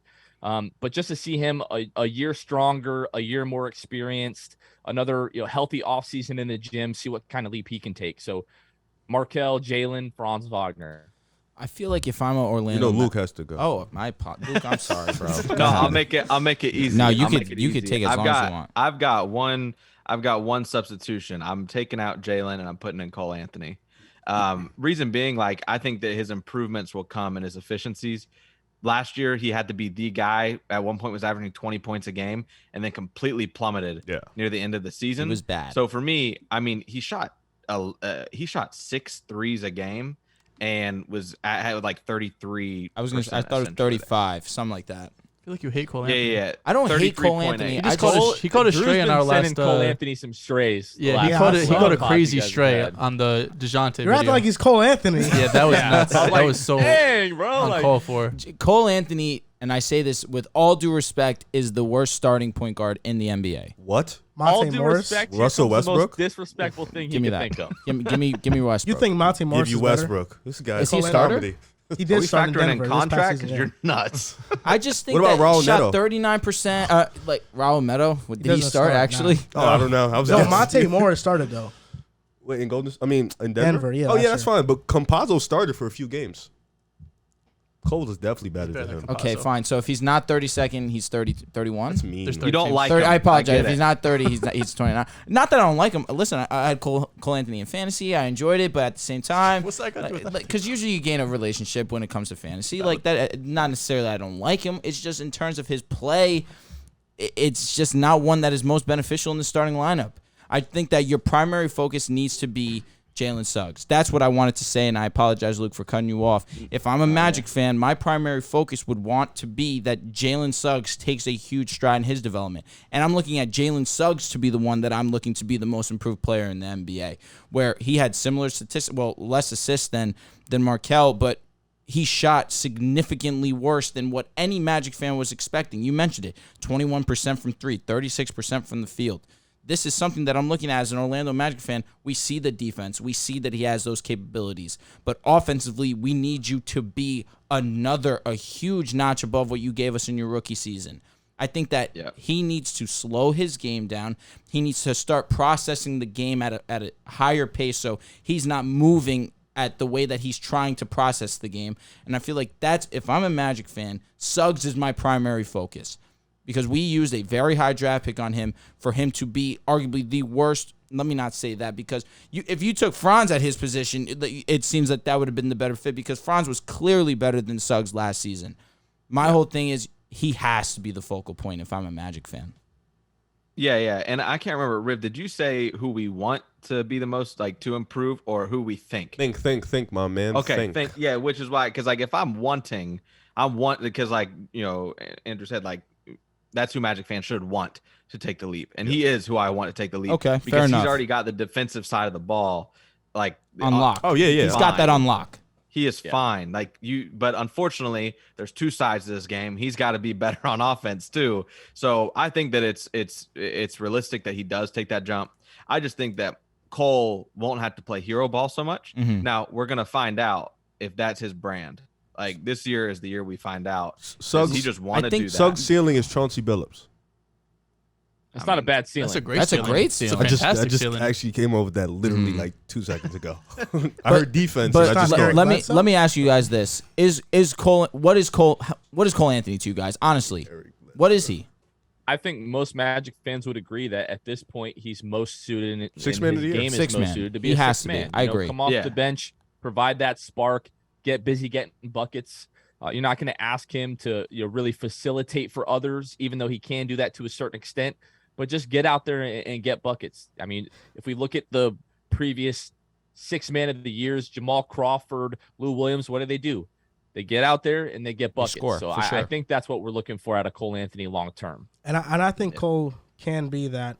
The Orlando Magic are a team that I think is very interesting because out of all these young rebuilding teams, they are the one team that you can sit there and legitimately say they play defense. They were one of the best defenses post All-Star break. So knowing that defensively Jamal Mosley's going to have them ready to play, and it's really just the offensive leap that has to happen, what is your prediction for the Magic this upcoming season? I'm so glad that you just asked this because we finished recording our pod a little bit, and as in a little bit of downtime, I deep dove on the last 10 seasons of the teams that ended up in the top 10 in defensive rating in the entire league. So that's 100 teams. The last 10 years, all the teams that finished in the top 10 in defensive rating for the regular season, 88 out of 100 of those teams made the postseason. So the Magic, like you said, finished 7th in defensive rating post All-Star break last year. Jalen Suggs was not healthy that entire stretch. Neither was Wendell Carter. Markelle Fultz was on a 20-minute minutes restriction. We would all kind of say that he's a step up defensively from Cole Anthony. Isaac. If you add Jonathan Isaac to that, me, 10 should be the Magic's floor defensive rating next year with the personnel and the culture that we have in place. Their rating. They finished 7th last year, missing Jalen Suggs at times, Wendell Carter, Markelle, 20-minute restriction, no Jonathan Isaac. You're giving me a 2019 Jonathan Isaac to that team? There's no reason that they should not be able to get it together on that end of the ball and be top 10 in the league. So it's all predicated on Jonathan Isaac's health for that statement. Yes. Okay. Yes. Okay. I see. I understand where you're Y'all going Without from. that, I still think they should be top 15. Y'all got to score. That's the problem is on the offensive end. You said mean, even without that, if you just look historically, the last 100 teams to be in the top 10, 88% of those teams have made the postseason. True. Like weren't the will the Magic be the 12% that are out? They could be. Now they could be. They could be. It's But a good we're Eastern hoping Conference. They're not. Yeah, it is a good. It is Eastern a good Conference. Eastern Conference. I definitely But, think playing we is a successful season. Yeah, it is. It's a step up. Oh, Yes. Joel, if you're telling me the Magic are in the play-in next year, I'll say that's it. That's all I need to see. This team is like they're gonna be good. They're so young that if you think like you keep this team together, if they're a play-in team next year, what are the next year? Like, do they just continually take these jumps? They grow together. Now you just got to get into the fact that all these players are so young. Eventually, someone's not going to make money that they want. Yeah. So we'll see. But yeah, I think that, if they can play well defensively and Paolo is the guy offensively that we think that he can be, I think a play-in spot is possible, but I really put it as like I did this a couple episodes ago on our pod, but I think that fully healthy, realistic is 36 wins. So, but the issue is the Hornets, what they have, 42 wins last year? They were the 10 spot. 43, yep. 43. So, like, they were the 10 spot last year. So, 42, 43 wins gets you probably to the play-in. In the East. The East is tough. But the Hornets also, like we also have talked about, Miles Bridges, what's he going to, like, is he done? So, if he's done, that Hornets team takes it, like Jonathan said, too. You can't just tell a guy you can't just sign a guy and be like, hey, we need you to do what Miles Bridges did for us last season. They're going to take a step down. KD, if he we're going to start the campaign. Trade KD out west. Get him out of here, bro. Because if that can happen and the Nets can continue to implode, that would be awesome. And yet another team to fall out of that play-in talk in general. And then, you get it really hinges on the Knicks, and I hate anything having to rely on the Knicks. So I'm just gonna hope the Magic are top 10 in defensive rating, that the Knicks don't get Donovan Mitchell, and that we just enjoy the season. I think that's a really entertaining team. They're gonna be a lot of fun. The Magic are. What's your interest in a superstar player like Donovan Mitchell going to Orlando? It's hard because you make the trade for Donovan Mitchell. If you're able to hold on to Franz and Paolo, then you have a Donovan Mitchell, Franz Wagner, Paolo trio that you can sell as kind of the future. But can you do that? I just don't know if teams are just gonna turn the other way at a potential Franz or Paolo.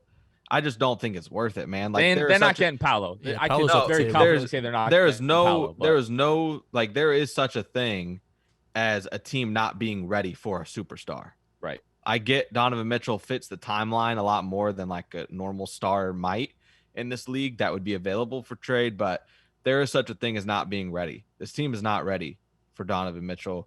I don't think that you should really push the envelope to get him. I think that you just let it ride. I just want to see what this team is. Give me till All-Star break with this team. If this team is just trash and they're healthy, then forget about it. But, but it's a different though. Like if Jonathan Isaac isn't healthy, that just might be who he is. But I'm saying like if this team is fully healthy and they're still awful, then, do what you want front office. But this front office, they know what they're doing, man. We trust them for sure. And the front office has been so meticulous in kind of the way they've been building the team they would have to give up a lot of what they've built so far, potentially like a Franz Wagner, like we're talking about Jalen Suggs, Cole Anthony, probably a Jonathan Isaac, multiple first-round draft picks. Are you not closing your eyes and doing that? I probably just want to see another year of this team, see what they are, and then you really know what you have in Cole Anthony. You'll have a better idea what you have in Jalen Suggs. I think this is the last year for a guy like Chuma Okeke to prove what he is going to be for a team like the Magic. But if tomorrow I wake up and I have a notification from Woj saying the Magic have traded Jonathan Isaac, Cole Anthony, Jalen Suggs, and 3 first-round picks for Donovan Mitchell, I'm going to be like, all right, I get that too. Luckily, we don't have to make those decisions. We can just be biased about the guys that we have. Like young teams always are. You always fall in love with the young guys that you have and the potential that they have. But just the things that the front office have said again and again and again, it would really surprise me if they went all in at this point on a guy like Donovan Mitchell.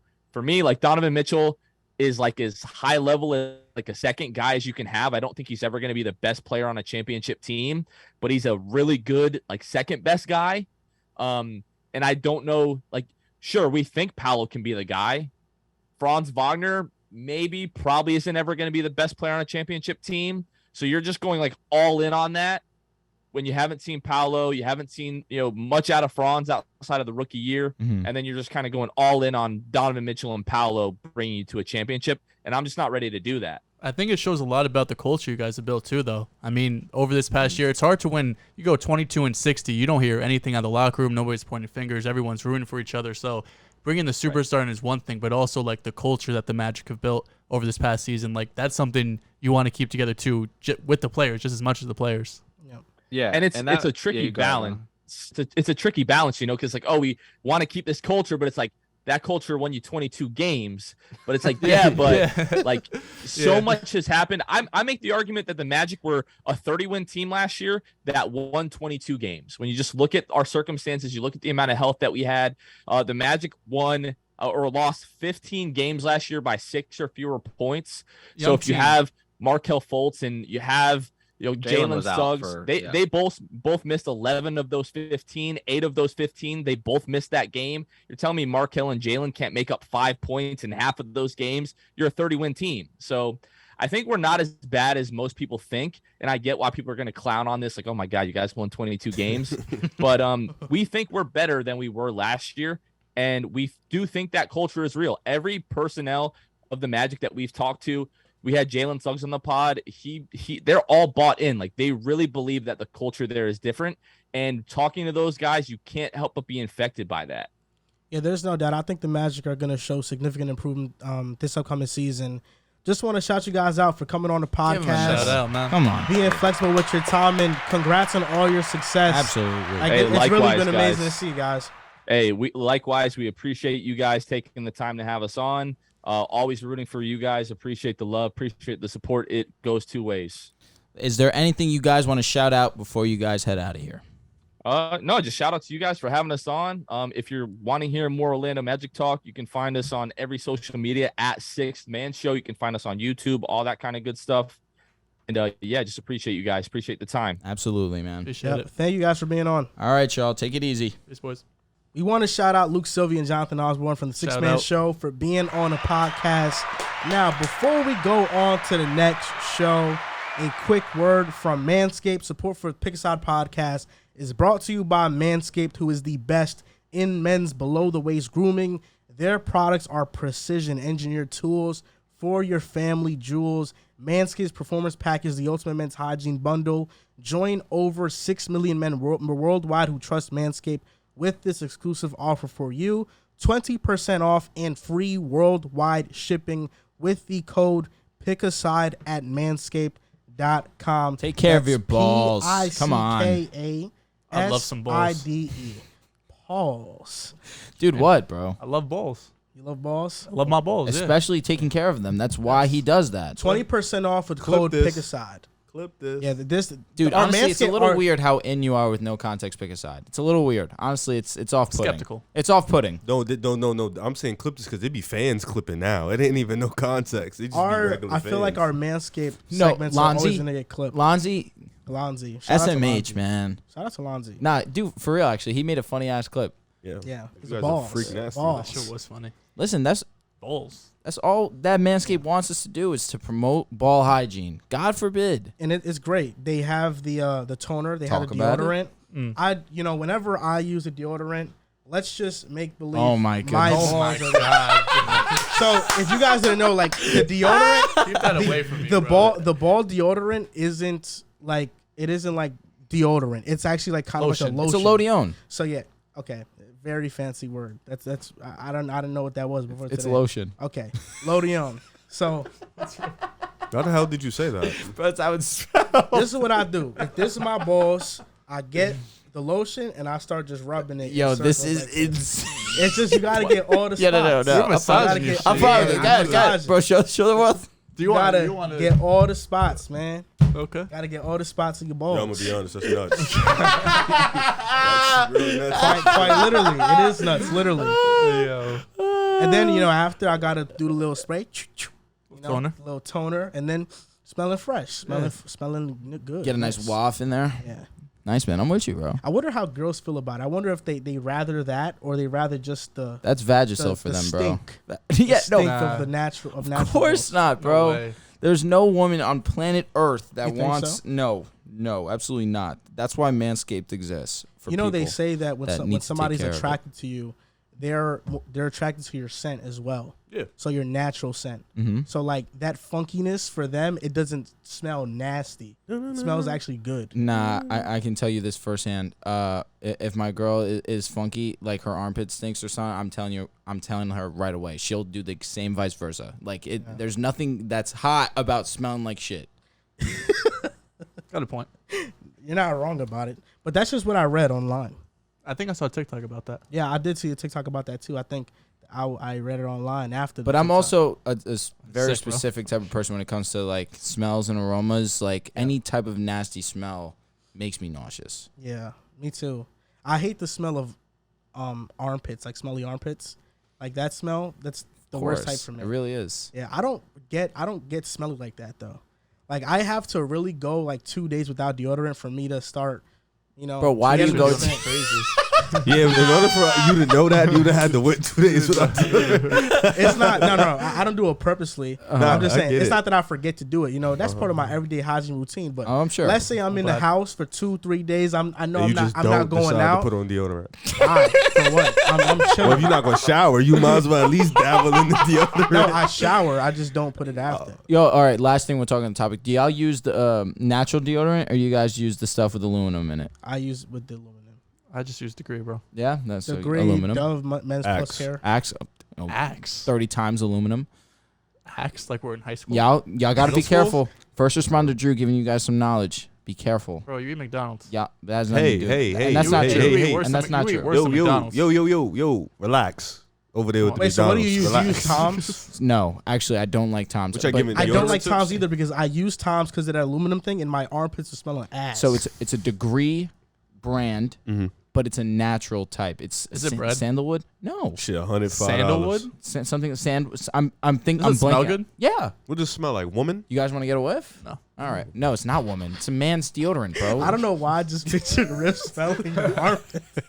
I pictured like Drew's head, like Drew's left arm, Yo, like but just shoving in his face. The adjustment of going from the non-natural to the natural was very tough. You know what Why? you should do Why? to make this much So smarter? because good. Is just send a flick of the deodorant to the I group will chat for so sure. we can know what you're For sure, talking definitely. But you guys need to be careful because the aluminum causes cancer. All right, we don't want cancer. The lymph nodes are very essential. All right, natural deodorant, get on it. It's a little adjustment period.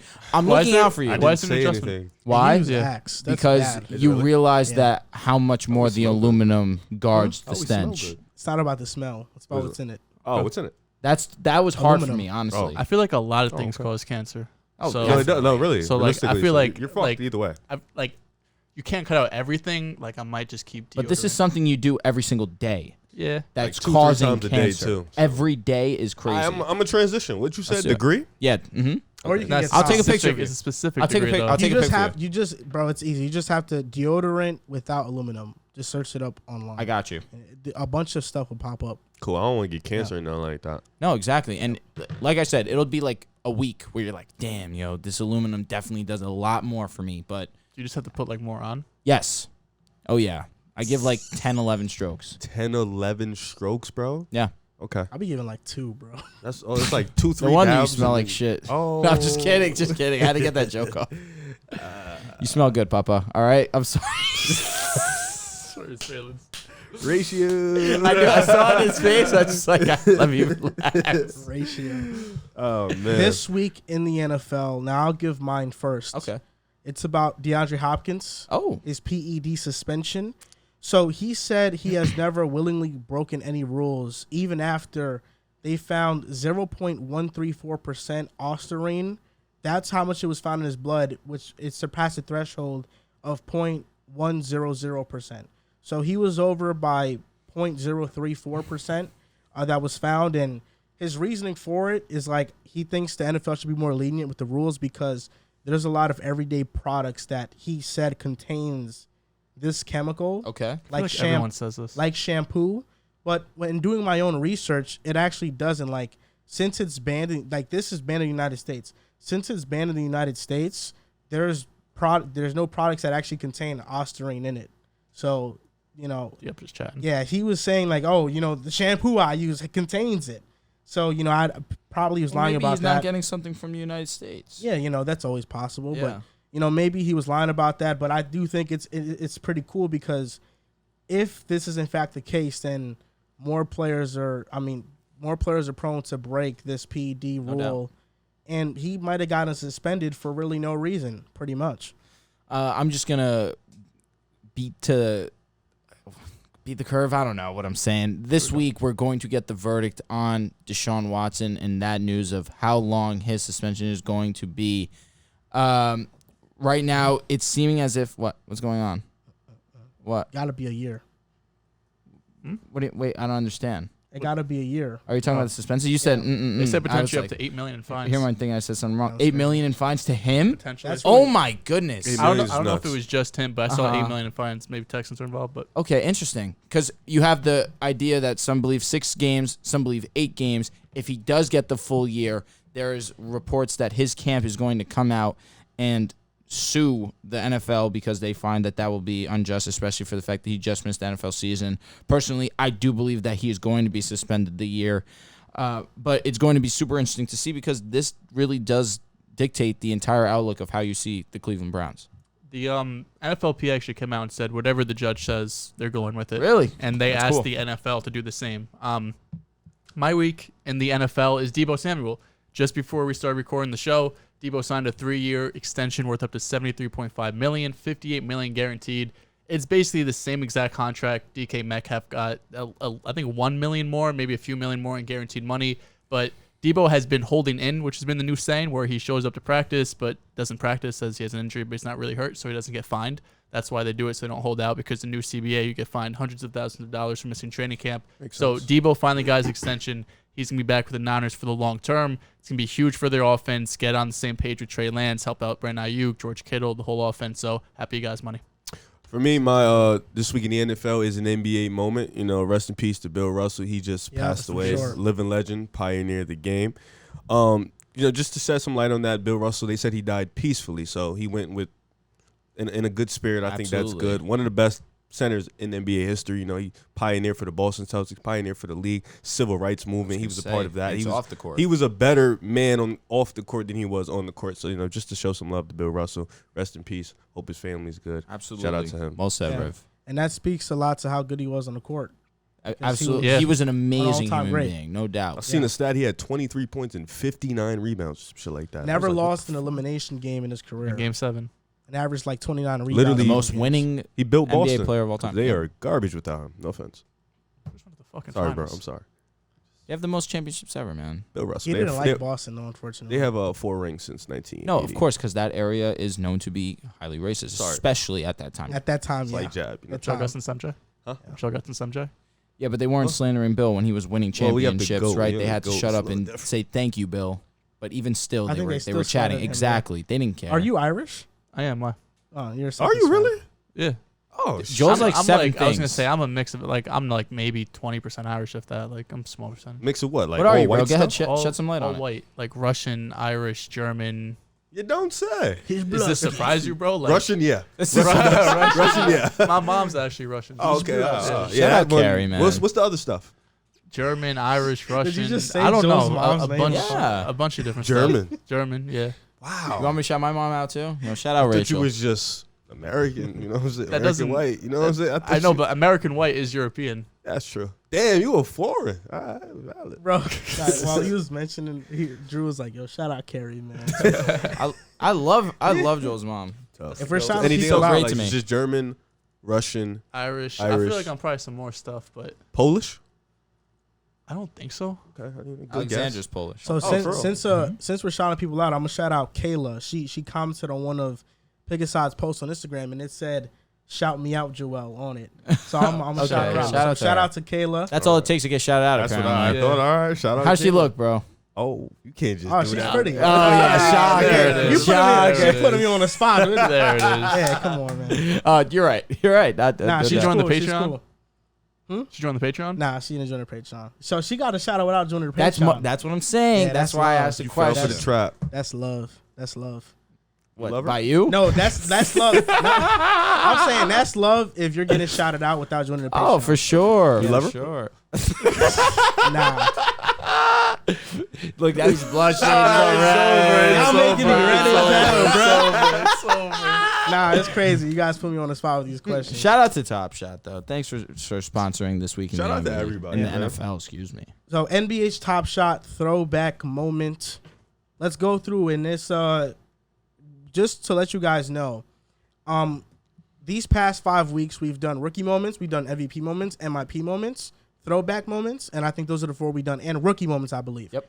We are going to be giving away a moments from each of these weeks. So join NBA Top Shot. You'll be eligible to get one of these moments. And I think these throwback moments that we got are the best ones. Definitely. Yeah. First up is mine, which I'm going to be the winner. Vince Carter behind the back. Ooh, dunk on Alonzo Mourning. That's fine. Wow. That was tough. Vince Carter. Toronto Raptor legend, Toronto legend, New Jersey Nets.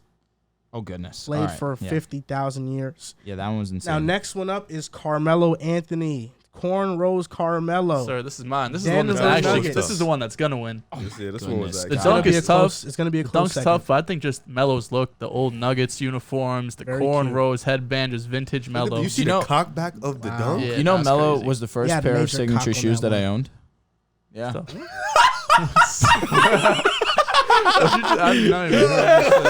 I'm only laughing at him. I didn't hear what you said either. What did you say? What did you say? Now I'm laughing at his face because after he tried to look up like nobody heard him. They didn't. You only heard it. That's crazy. So next one, Andre Iguodala. Look This at is this a pass dunk by by AI. Iverson. Jesus. That's good. He Thanks. had major cock. Is this back my on that best one. moment that I've had?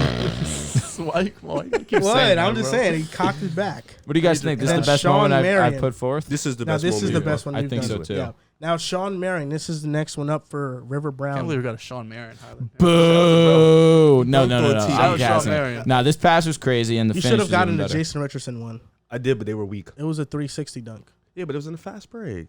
Come on, There's a fast He dunked on break. TD, bro. That's a, come on, that's a How many legend. fast break dunks have we got that we bro. put This on is these moments? Sean Marion dunked on Robert Horry. That's Robert Horry. He's number 5. He's number The whole 5. reason I said it because I thought it was Tim Duncan. Wow, yeah, moment over. So those are our throwback moments. You can buy a NBA Top Shot pack, $9 starter pack. In the description down below, join NBA Top Shot. I'm telling you guys, these moments are not very expensive. These throwback moments, I will say, in all full disclosure, were the most expensive ones. Each one was about like $50 to $80, so it was expensive. But all the moments that we've been showing throughout this series have been moments that are $10 or less. We really don't try to buy moments that are expensive because we know that for the most part, people can't buy these moments. But NBA Top Shot was grateful, was generous enough to give us credit to get some of these moments. So we decided to splurge on this last one. Yeah, we splashed a on little this cash on this one. throwback moment. We decided to splurge a little bit, but like the Joel Embiid buzzer beater in the playoffs was $3. One of his best $6. moments. If not There his was a best throwback moment. Yeah. D Wade one that was $3 that I Yeah. was about to pick too. Yeah, and I actually bought it just because it was There's $3. some cheap ones too for throwbacks. There was a couple of cheap LeBron ones, but for a majority, anything LeBron James is chicken. Yeah, it is a lot. Yeah. Shout out to NBA Top Shot. Yo, And take it easy on- over there, all right? I was going crazy. On to the last segment You in and the that mic been real podcast. sexual. Quarterback competitions. Now, there's not as many quarterback competitions this offseason as there was last And boring offseason. ones also. This offseason features the Steelers quarterback competition. Trubisky, Rudolph, Pickett, the Seahawks, Locke and Geno, and the Panthers, Baker and This shit Darnold. stinks. So predicting who's going to win what. And can I ask you, was Rudolph in your quarterback competition before yesterday? Or was he only added because of the report that, and I'm not saying this against you, I'm just speaking the facts of how Ask the question. unfortunate it is that, He wasn't in Right, that's it what I was thought. Pickett and Trubisky for me. like, the fact that the reporters came out and said that there's a chance that Rudolph could start week one. And today, I think It's not surprising. today though. they said it's Mitch's job to lose. Like, dude, if I'm a Steelers fan, I want to throw up. So far, these are the stats from training camp. Rudolph, 69% completion percentage, 181 yards, 4 touchdowns, 0 picks. Trubisky, 50% completion percentage, 159 yards, 3 touchdowns, 3 picks. Eey. Pickett, 50% completion percentage, 55 yards, 1 touchdown, 2 picks. Steelers are in hell. That's their training camp so far. Steelers are in hell. I'm shocked Mitch is that bad. I did not know he was doing that bad. Yeah, these are his stats, yeah. So Rudolph is He's eating. outperforming everybody He's by, eating. by a wide I margin. feel like right Pickett now. should start, dude, Week one, I don't think for so. rookie purposes. Yeah. What are you starting the other two for? I think Mitch, To learn. From Correct. You can learn. Learn from what? Like learn what though? Trubisky, just see how a quarterback runs an offense.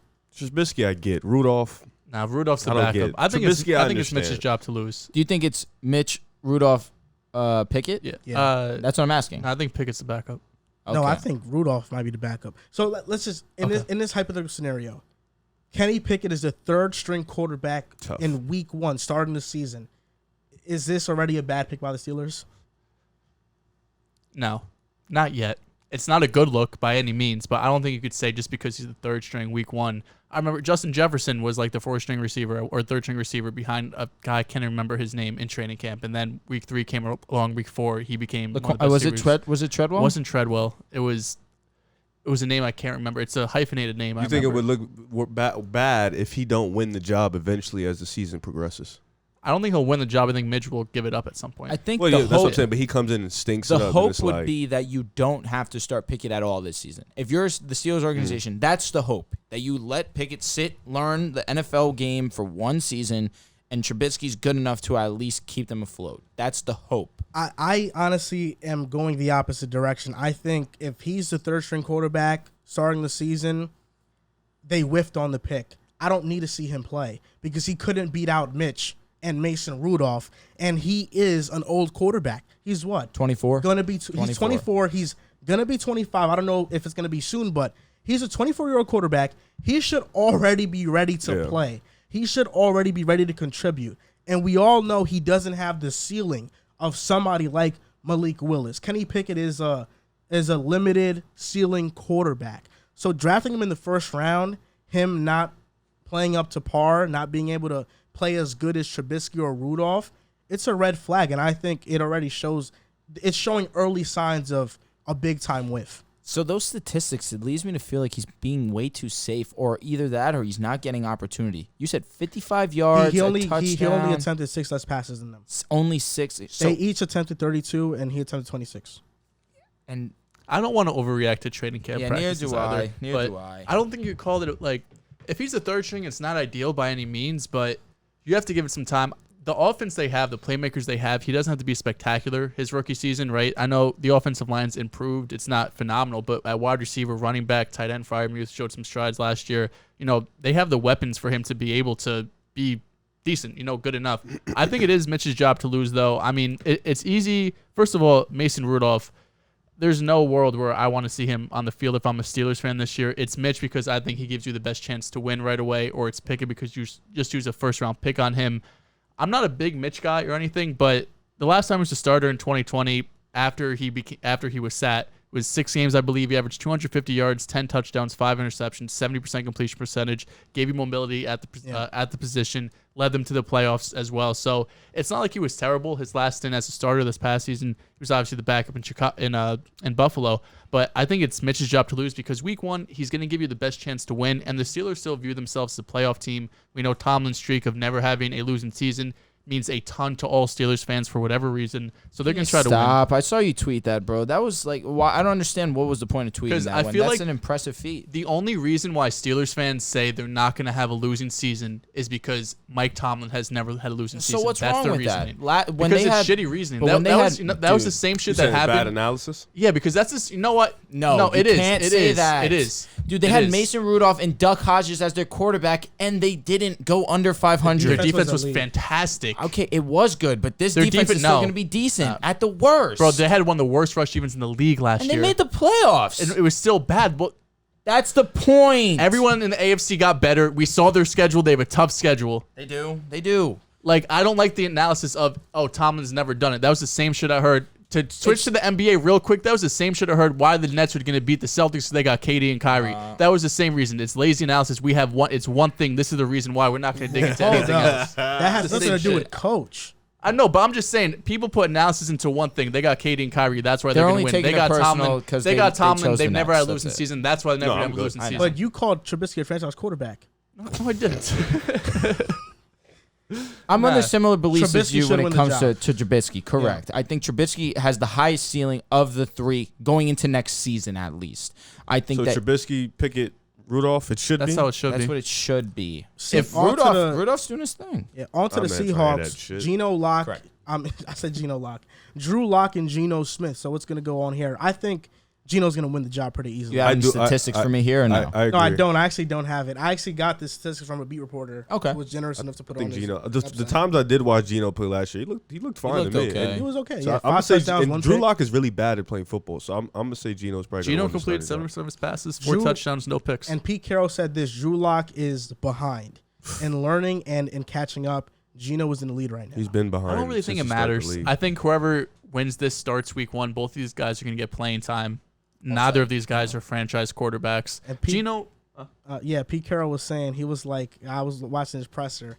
He was like, yeah, Geno and Locke, they're in the competition, but you look, Geno's in the lead right now by a significant amount, but look, Drew Lock has some natural talent. He's a gamer, and he's an overly he's like optimistic guy. He was like, look, it's gonna be tough, but very, very exciting to see what these guys do. He's optimistic. And then these are some bad competitions, man. Then when asked about like how they're gonna play next year, we're gonna do the same thing. We're always throw the ball deep. We're gonna throw deep shots. We're gonna go crazy. Gino did look. Drew Lock has the capabilities to throw the ball deep. That's about it. Inaccurately, yeah. Correct. Yes. For sure. Gino but looked, I'm good. Just throw that up to DK, man. I was gonna say Gino looked good, but 2 of those 3 games he threw the ball less than 25 times. It was just like, let's get through these 3 games. Russ is out. 4 games, 3.5. And just let's get through it. And then when Russ comes back, we could air it out. This is a full season now going in with Gino or Drew Lock, where you're gonna have to throw the ball more than 25 times. Like, I that's think they're not a run happening. first team though. They are, but 25 Rashad times. Penny, talk about it. Rashad Penny, RB5 fantasy, lock it. 5? No. 5? Top 10 finish. Okay. Even still. These are all like buzzwords in fantasy that I don't know. Top 10 finish. Top 10 finish. He's a great value where he's going right now. Could give you that. Yeah, no, I'm I'm definitely interested in So Rashad Penny's ADP. how many more games do the Broncos win to the Seahawks next year? A lot. Like 7. over, under 6. Over. Hammer. Over. That's actually locked in stone. Yeah. Over 6. That seems about right, because I think I had the Seahawks win 5 games. I had the Broncos win like 10, 11. Minus 150. I mean, I have the Broncos winning 13. 13's a ton. 13 is tough. 13, you're the 1 seed. 13 you're them. 13 you're you're the the ones 1 flirt them. with the idea. Nice. This guy. It's gonna feel great to be Look, the fan. I have y'all tied for no, first. I'm not hating. I got y'all tied for Listen, first I'm in not. the worried. division. I don't no, know I'm about- just I don't saying know it's about gonna be you, great Joel. to be the owner of the best team at this table. Okay. Hey, Yeah. relax. Our schedule is really easy as shit. Eagles. Yeah. I'm had them with hesitant 11 on you wins. guys though. You shouldn't be. hell We're gonna no. win the easy games. That's Their one thing we roster's do. massive. Like I have you guys winning 10 games, but I'm hesitant on you guys in I guess in the big You picture. know, Joe, We'll I win don't 12. know about you, but I already mentally prepared myself for Tua week 1. having a pretty good year. Yeah, Tua's gonna have a good Like, year. I and this like what he's gonna come with. He's scared. He's I'm not not looking scared. forward to it. That's what it And then is. the he saw that 65-yard pass from Tua, and he said, I've been "Drew's saying it. gonna I think Tua's me." gonna put up good numbers for sure. I want you guys to know, just ahead in advance, like a long time in advance, because it'll happen eventually. I have a list. That it's going to be one specific week, one specific game that Tua's going to pop off, and I'm going to read this list. Oh, it's going to be one of the best days. It's going to really be one of the best I days. think Tua's gonna put of up my really sports good numbers, analysis. and at the end of the year, they're still gonna look at him and be like, "Can we upgrade?" No, it's fine. I'm glad you Like feel that way. That's how I feel, because like I think You think Tua's he's gonna. Drew Brees? I think Tua's gonna put good numbers, but Thank you. No, he said, No, I'm do you asking, think he's do you asking? think- Oh. Yeah, I mean, Drew Brees is one of the best quarterbacks of all time. Like, I can't put him in that situation, in that Do you sentence. think he's Drew Brees? what do you think of Tua? I know Me? you're like borderline Miami. My guy, guy's right? in. Yeah. He's not borderline. He's in. You're in. Yeah, sure, I'm in. You're in on Tua. Oh, Franchise. no, I'm in on Miami. Tua franchise quarterback or no? I kind of look at Tua like I look at Hurts. They gotta prove it. They gotta prove it. I agree. I'm fine with that. The same. They gotta prove it. I agree. But they got the weapons, you know. But So does Hurts.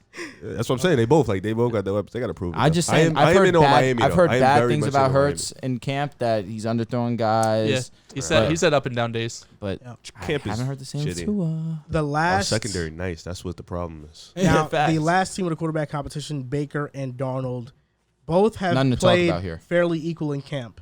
Oh, Baker's gonna So win. Nothing to talk about. Baker, if they want to make the playoffs, Baker Yo, should be the guy. people are so rude. Baker underthrew someone really badly and threw an INT, and they just played like clown music over it. It was mad foul.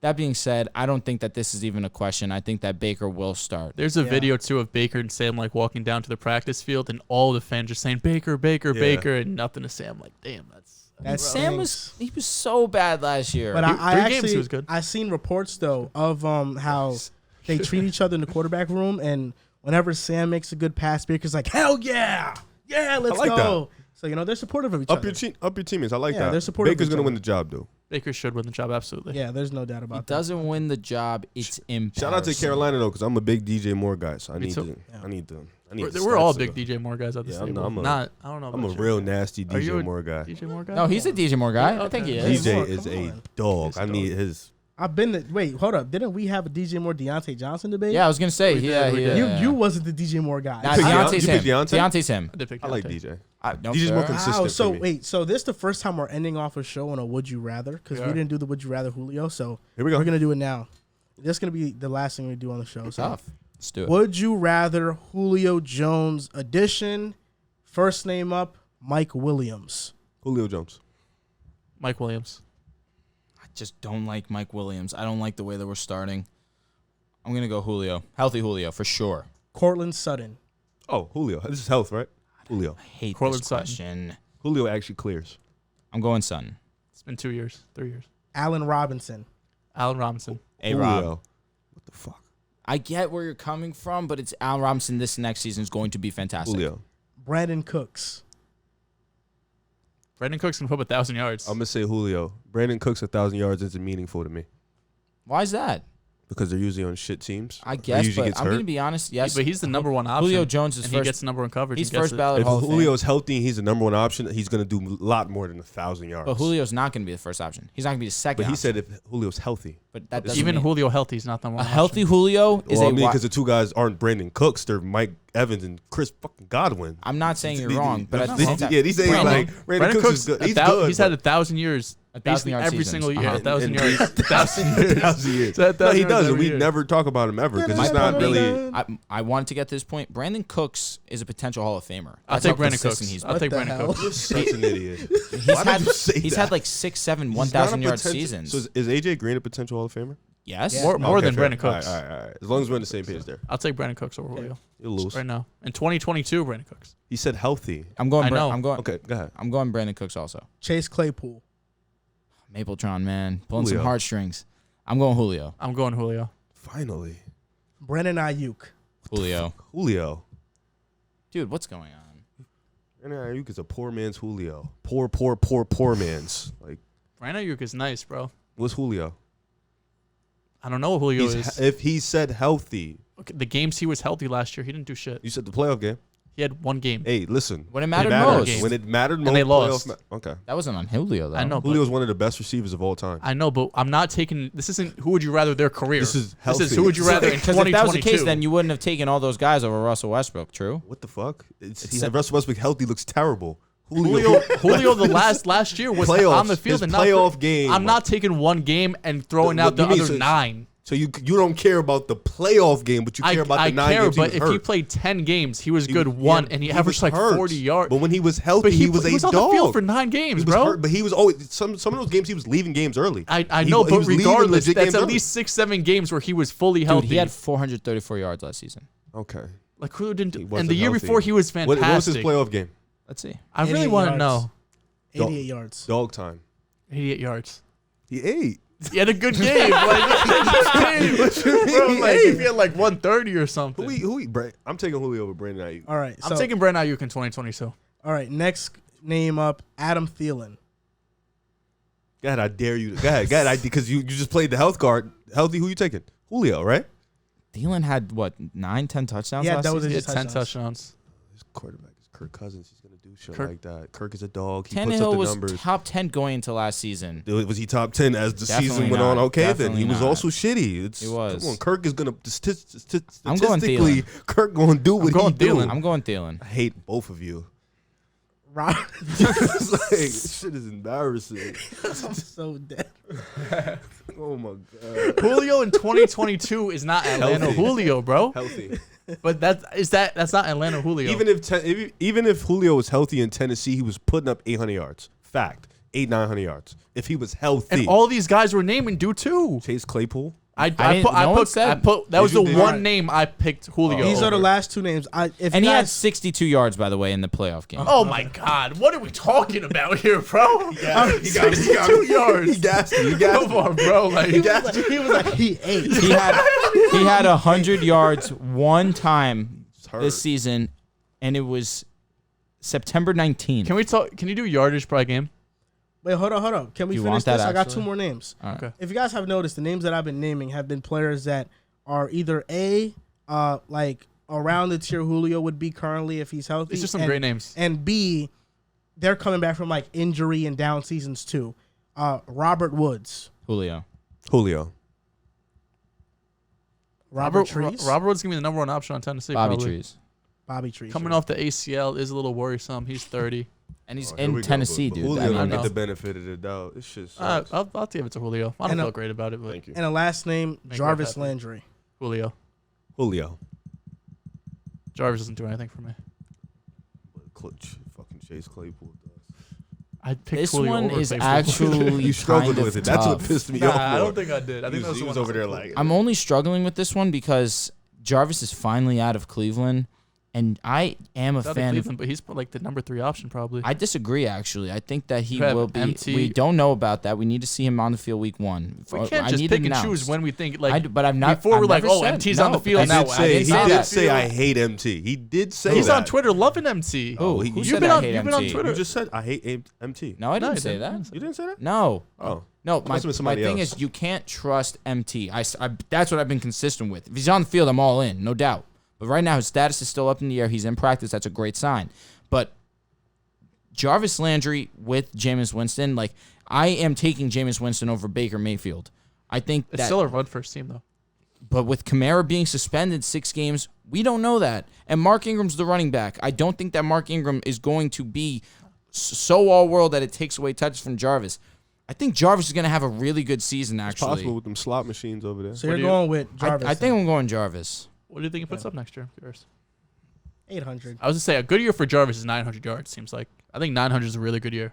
Facts. Olave is going to be a lot better than most rookie wide receivers, but even still, it's MT's. If he get 900 with MT expected to be on the field, Chris Olave first round pick, He could be AK, close. He could actually be close to 1,000 yards. I do believe that. Oh, Jarvis. word.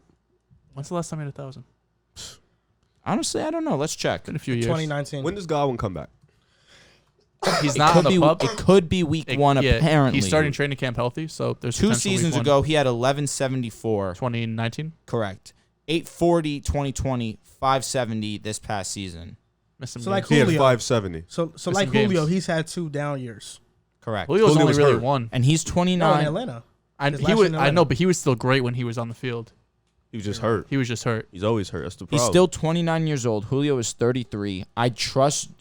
Obviously it's Tom Brady, but his situation right now, he's going to be the 3rd, 4th potential option. Not really sure as of right now. You need to see where he is health-wise. I like Jarvis Right, this he year. put up 85 Y'all don't think he yards a could? game. Y'all don't think Julio could put up Yeah, the he same was numbers still AB nice. put up last season?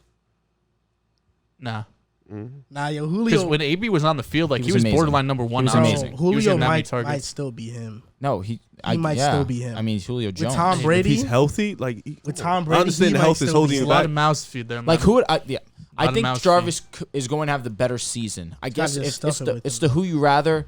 I guess I would rather Julio Jones, but I do think that Jarvis Landry is going to have a better If statistical Julio season. had like a clear path to the second most targets on that For team, sure. I would be more That's why- inclined. But you got Mike Evans, Yes. you got Godwin potentially being good week 1. Leonard Fournette had the most targets by any running back last year. You paid Russell Gage 30 mil. My thing is though, if he's healthy and he looks like Julio, you don't think the target's going to just pile up if he still looks like that dude? Best case, he's number 3, bro.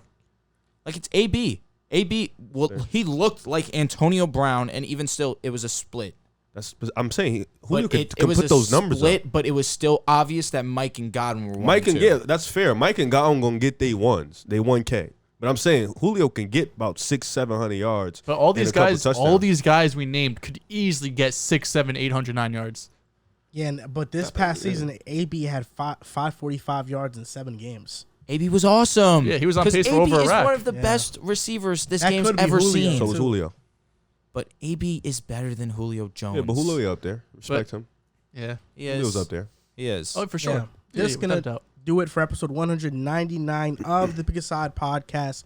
You can follow us on Instagram and TikTok at Pick a Side Podcast, on Twitter at Pick a Side Pod. Tell him to follow our social medias. Durag Riv, Joel V. Moran, Joel Dehls, at Handrew, 5 A's. Yeah, I don't have to. You just did it. Yeah, there you go. That is true. All right. Damn. That's fine. He should have just got what I was doing, but that's okay. All right. That's going to do it for episode 199. Thank you guys for listening and or watching, and we'll see you 199. next time.